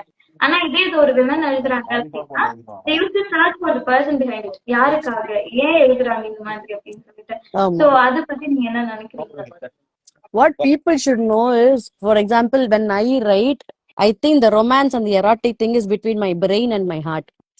என் மைண்டுக்கும் என் ஹார்ட்டுக்கும் நடக்கிற விஷயம் தானே தவிர்த்து it is not between me and anyone else, not between me and my husband, not between any of the random people that they are imagining it to be. So அது somehow it's like curiosity. அவங்க அந்த ஒரு maybe pen name use பண்ணியிருந்தா அந்த post எனக்கே share ஆயிருக்கலாம். You might like இட்னு சொல்றவங்க now they want to know who it is for. யாரை பத்தி நினைச்சிருக்க. now it doesn't look like இது வந்து உங்க ஹஸ்பண்ட் மாதிரி இல்ல, ஒருவேளை உன்னோட எக்ஸ் பாய் ஃப்ரெண்டா. they are very it is very curiosity. அவங்களோட curiosity வந்து we can answer to a limit. அது என்ன ஆகும், there are certain people like Aditya again who go beyond the limits. like நீங்க என்ன பத்தி தானே எழுதிருக்கீங்கன்னு கேட்கறவங்களும் இருக்காங்க. I just tell them, like, it is like between my brain and my heart. இங்க நடுவுல வேற யாருமே இல்ல. I write what my heart feels like. Sometimes when I write a breaking up scene, இல்ல ஒரு sad scene எழுதும் போது, even my heart feels bad. I feel heavy sometimes when I write. So எனக்கு அது சொல்ல புரிய வைக்க ட்ரை பண்ணும்போது லைக் இல்ல வேற ஏதோ இருக்கு. இல்ல why would someone be involved? நீங்க ஒர்க் பண்ணும்போது சாஃப்ட்வேர் டைப் படிக்கும் போது அந்த ப்ரோக்ராம்ல ஒரு ஆல்பபெட் வரும்போது உங்களுக்கு என்ன உங்களோட எக்ஸ்கர்ஸ் ஞாபகம் வராங்களான்னு இல்ல. why am I supposed to think it? But people humanல நான் சொன்னல we are danger to our own self. நம்மளுக்கு கியூரியாசிட்டி தேவை. நம்ம ஒரு போட்டோ delete பண்ணாலும் நம்மளுக்கு அதுக்கு ஒரு பதில் தேவைப்படுது. So there is no end to people and the curiosity. They just need to know that the artist is entirely different. Jayashree as a writer is very different as Jayashree as a human being that you might meet every day. Okay ma'am, your writing is actually it is good. எனக்கு ரொம்ப பிடிச்ச விஷயம் என்னன்னா அதுதான் most of எல்லா காதல் கதையிலும் எங்க போய் கதை முடியும்னா ஒண்ணு இந்த கேர்ள் சாக்ரிஃபைஸ். இப்போ ரீசெண்டா எனக்கு ரொம்ப பிடிச்ச ஒரு புக் ஒண்ணு இருக்கு, ஜெயகாந்தனோடது ஒரு நடிகை நாடகம் பார்க்கிறேன்னு சொல்லிட்டு. அதுல அவர் வந்து ரொம்ப அழகா ஒரு பாயிண்ட் சொல்லியிருப்பாரு. காதல்லையோ உறவுலையோ யாராவது ஒருத்தர் ஒரு விஷயத்த சாக்ரிஃபைஸ் பண்ணணும், இழக்கணும், இழந்து இல்லைன்னா புடிச்சு வைக்கணும். ஒண்ணு இவங்க என்னோட ப்ராப்பர்ட்டின்ற மாதிரி ட்ரீட் பண்ணிருக்கணும், இல்லைன்னா ஏதாவது ஒரு விஷயத்த சாக்ரிஃபைஸ் பண்ணி நான் இதை சாக்ரிஃபைஸ் பண்ணல தட் இஸ் கால் லவ் அப்படின்னு ஒரு எக்ஸ்பிளனேஷன் கொடுக்கணும்ன்றத எதிர்பார்ப்பாங்க. பட் உங்களோட புக்ல எனக்கு பிடிச்ச விஷயம் என்னன்னா, ஏன்னா அந்த கதையில கல்யாணி அவங்களுக்கு உடம்பு இதாகிடும், அவங்க அதுக்கப்புறம் அவங்களோட ஆக்டிங் அவங்க பண்ணவே மாட்டாங்க. அந்த லாஸ்ட் வரைக்குமே அவங்க ஒரு ஆடியன்ஸ் தான் காமிச்சிருப்பாங்க. ஆடியன்ஸ்ல ஒரு பர்டிகுலர் பர்சனா மட்டும் தான் காமிச்சிருப்பாங்க, ஏன்னா என்ன அவங்களால ஆக்ட் பண்ண முடியாது. அண்ட் பட் உங்களோட புக்ல எனக்கு பிடிச்ச விஷயம் என்னன்னா அவங்களோட கெரியர் பத்தி சொல்லிட்டே வந்தது எனக்கு ரொம்ப பிடிச்சிருந்துச்சு. ஓகே, இது வந்து லிட்டரலி எனக்கு அந்த கொரியன் சீரீஸ் மாதிரியும் அந்த டர்க்கிஷ் டிராமா மாதிரி தான் இருந்துச்சு. Okay fine. அதுலயும் அவங்களோட இம்ப்ரூவ்மெண்ட் காமிச்சிட்டே வருவாங்க. எந்த ஒரு இடத்துலயும் அவங்க பிட் பண்ணிக்கிறத காமிக்கவே மாட்டாங்க. ரொம்ப அந்த ரிலேஷன்ஷிப் மட்டுமே பேசிக்கிட்டு இவங்களோட கெரியர் என்ன ஆச்சு, இந்த பொண்ணு என்ன பண்ணாங்க அப்படின்றத பேசிக்க மாட்டாங்க. ஆனா இதெல்லாம் பேசிட்டே வந்து அந்த ட்விஸ்ட் அந்த பார்ட் எனக்கு ரொம்ப பிடிக்கும். ஏன்னா நான் நைட் ஃபுல்லா நான் வந்து இது உண்மை நினைச்சு நான் ஒரு விஷயத்த படிச்சுக்கிட்டே வரேன். அண்ட் அந்த ட்விஸ்ட் வந்து எனக்கு வந்தோடனே அது ஒரு மாதிரி டிஃப்ரெண்டா இருக்கு. ரொம்ப அழகா எழுதிருக்கீங்க. இன்னும் நிறைய எழுதிருக்கீங்க. அதான் சொன்னாங்க இன்னொரு புக் நீங்க எழுதிட்டு இருக்கீங்க. பயங்கர டிராக். ஆமா, அது பயங்கர track. That is a book which you might like as well. another Korean dramas பாக்குறவங்களுக்கு would like, they would love it because title வந்து my Korean boyfriend தான். So like almost done. அது ஒரு half way ல வந்து I just don't find the time. அது எழுதணும், ஒரு full fledged எழுதணும். I need to feel it. The brain and my heart needs to feel it at the moment. அது feel பண்ணோம்னா chances are hopefully by end of this year I'm done with that book. Okay ma'am, book கவரும் நல்லா இருந்துச்சு. இது உங்களோட bigness. ஆமா, first book நல்லா we just wanted to put that. நல்லா இருந்துச்சு மேம், ரைட்டிங்கும் நல்லா இருந்துச்சு. வேர்ட்ஸுமே நான் வந்து ஈவன் உங்க பர்சன் வந்து கேட்டிருந்தாங்க தமிழ் டிரான்ஸ்லேஷன் கிடைக்குமான்னு கேட்டாங்க. நான் சொன்னேன் இல்ல, அது இங்கிலீஷ்ல சிம்பிள் இங்கிலீஷ்ல தான் இருக்கு. ஒரு சில வேர்ட்ஸ் மட்டும் தான் கொஞ்சம் நீங்க மீனிங் தேடி பண்ற மாதிரி இருக்கும். அண்ட் அதுவுமே நீங்க புக் ரீடரா இருந்தீங்கன்னா அந்த சென்டென்ஸோட ரீட் பண்ணும்போது மீனிங் ஆட்டோமேட்டிக்கா உங்களால புரிஞ்சுக்க முடியும் அந்த மாதிரி இருக்கு, சிம்பிளா இருக்குன்னு. சோ இது வந்து எல்லாருக்குமே ஈஸியா சஜஸ்ட் பண்ற மாதிரி இருக்கு. ரொம்ப நல்லா இருக்கு. இன்னும் நிறைய எழுதுங்க. கண்டிப்பா ரௌத்ரா, thank you so much. Thank you ma'am, thank you for sharing the ideas. Thank you and happy Women's Day to you and happy Women's Day to everyone. Thank you. Bye. Bye.